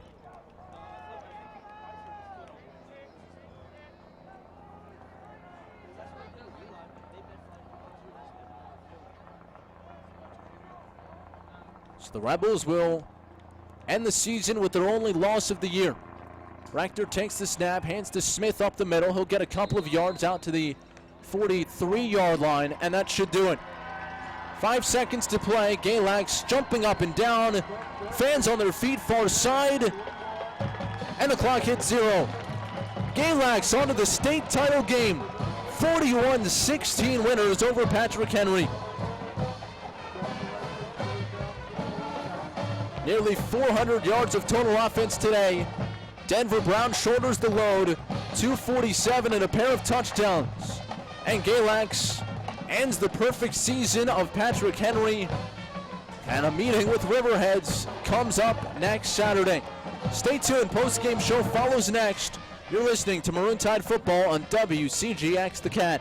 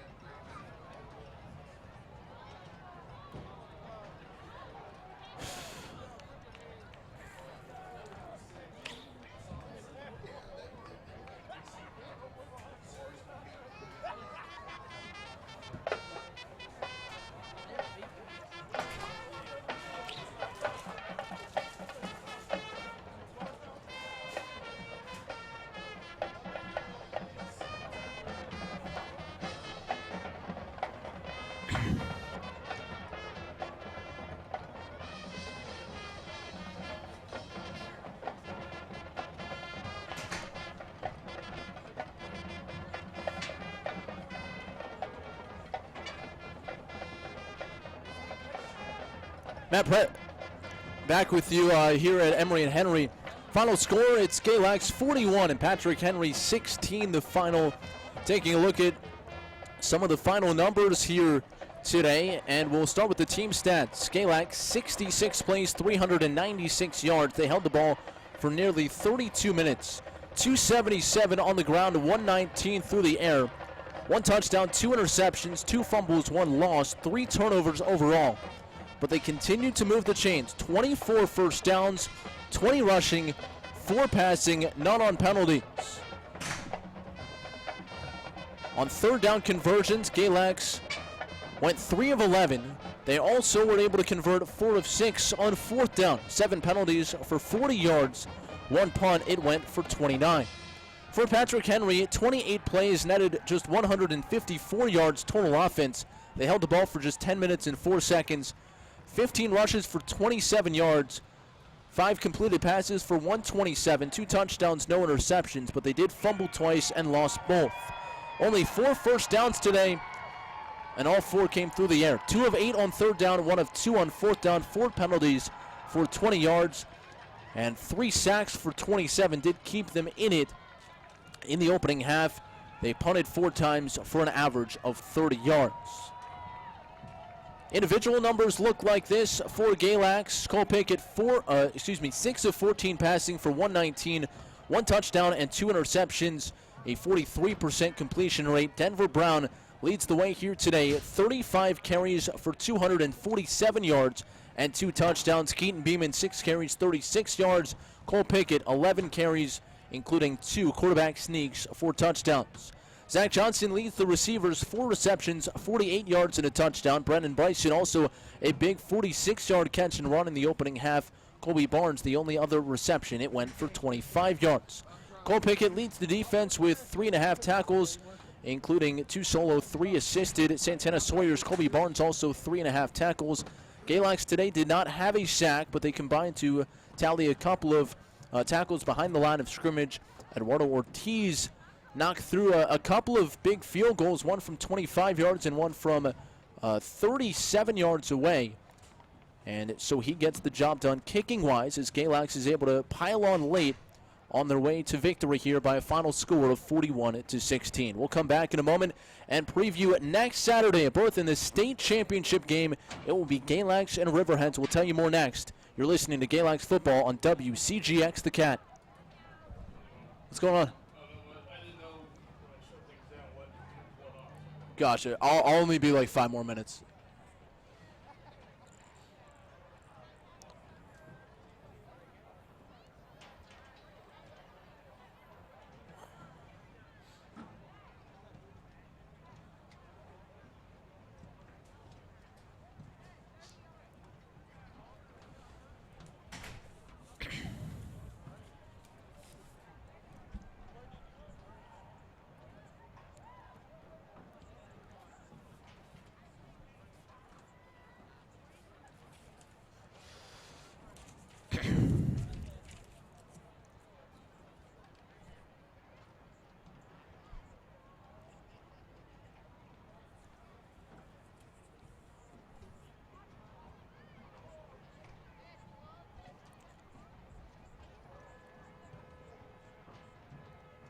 Matt Present back with you from Emory and Henry College, where Galax defeats Patrick Henry 41-16, and they earn a berth in the state title game. Want to run down the scoring in the second half. Denver Brown, a 26-yard run for Galax to put them ahead 24-16 in the third quarter. Cole Pickett then added on with a minute to go with a 1-yard quarterback sneak.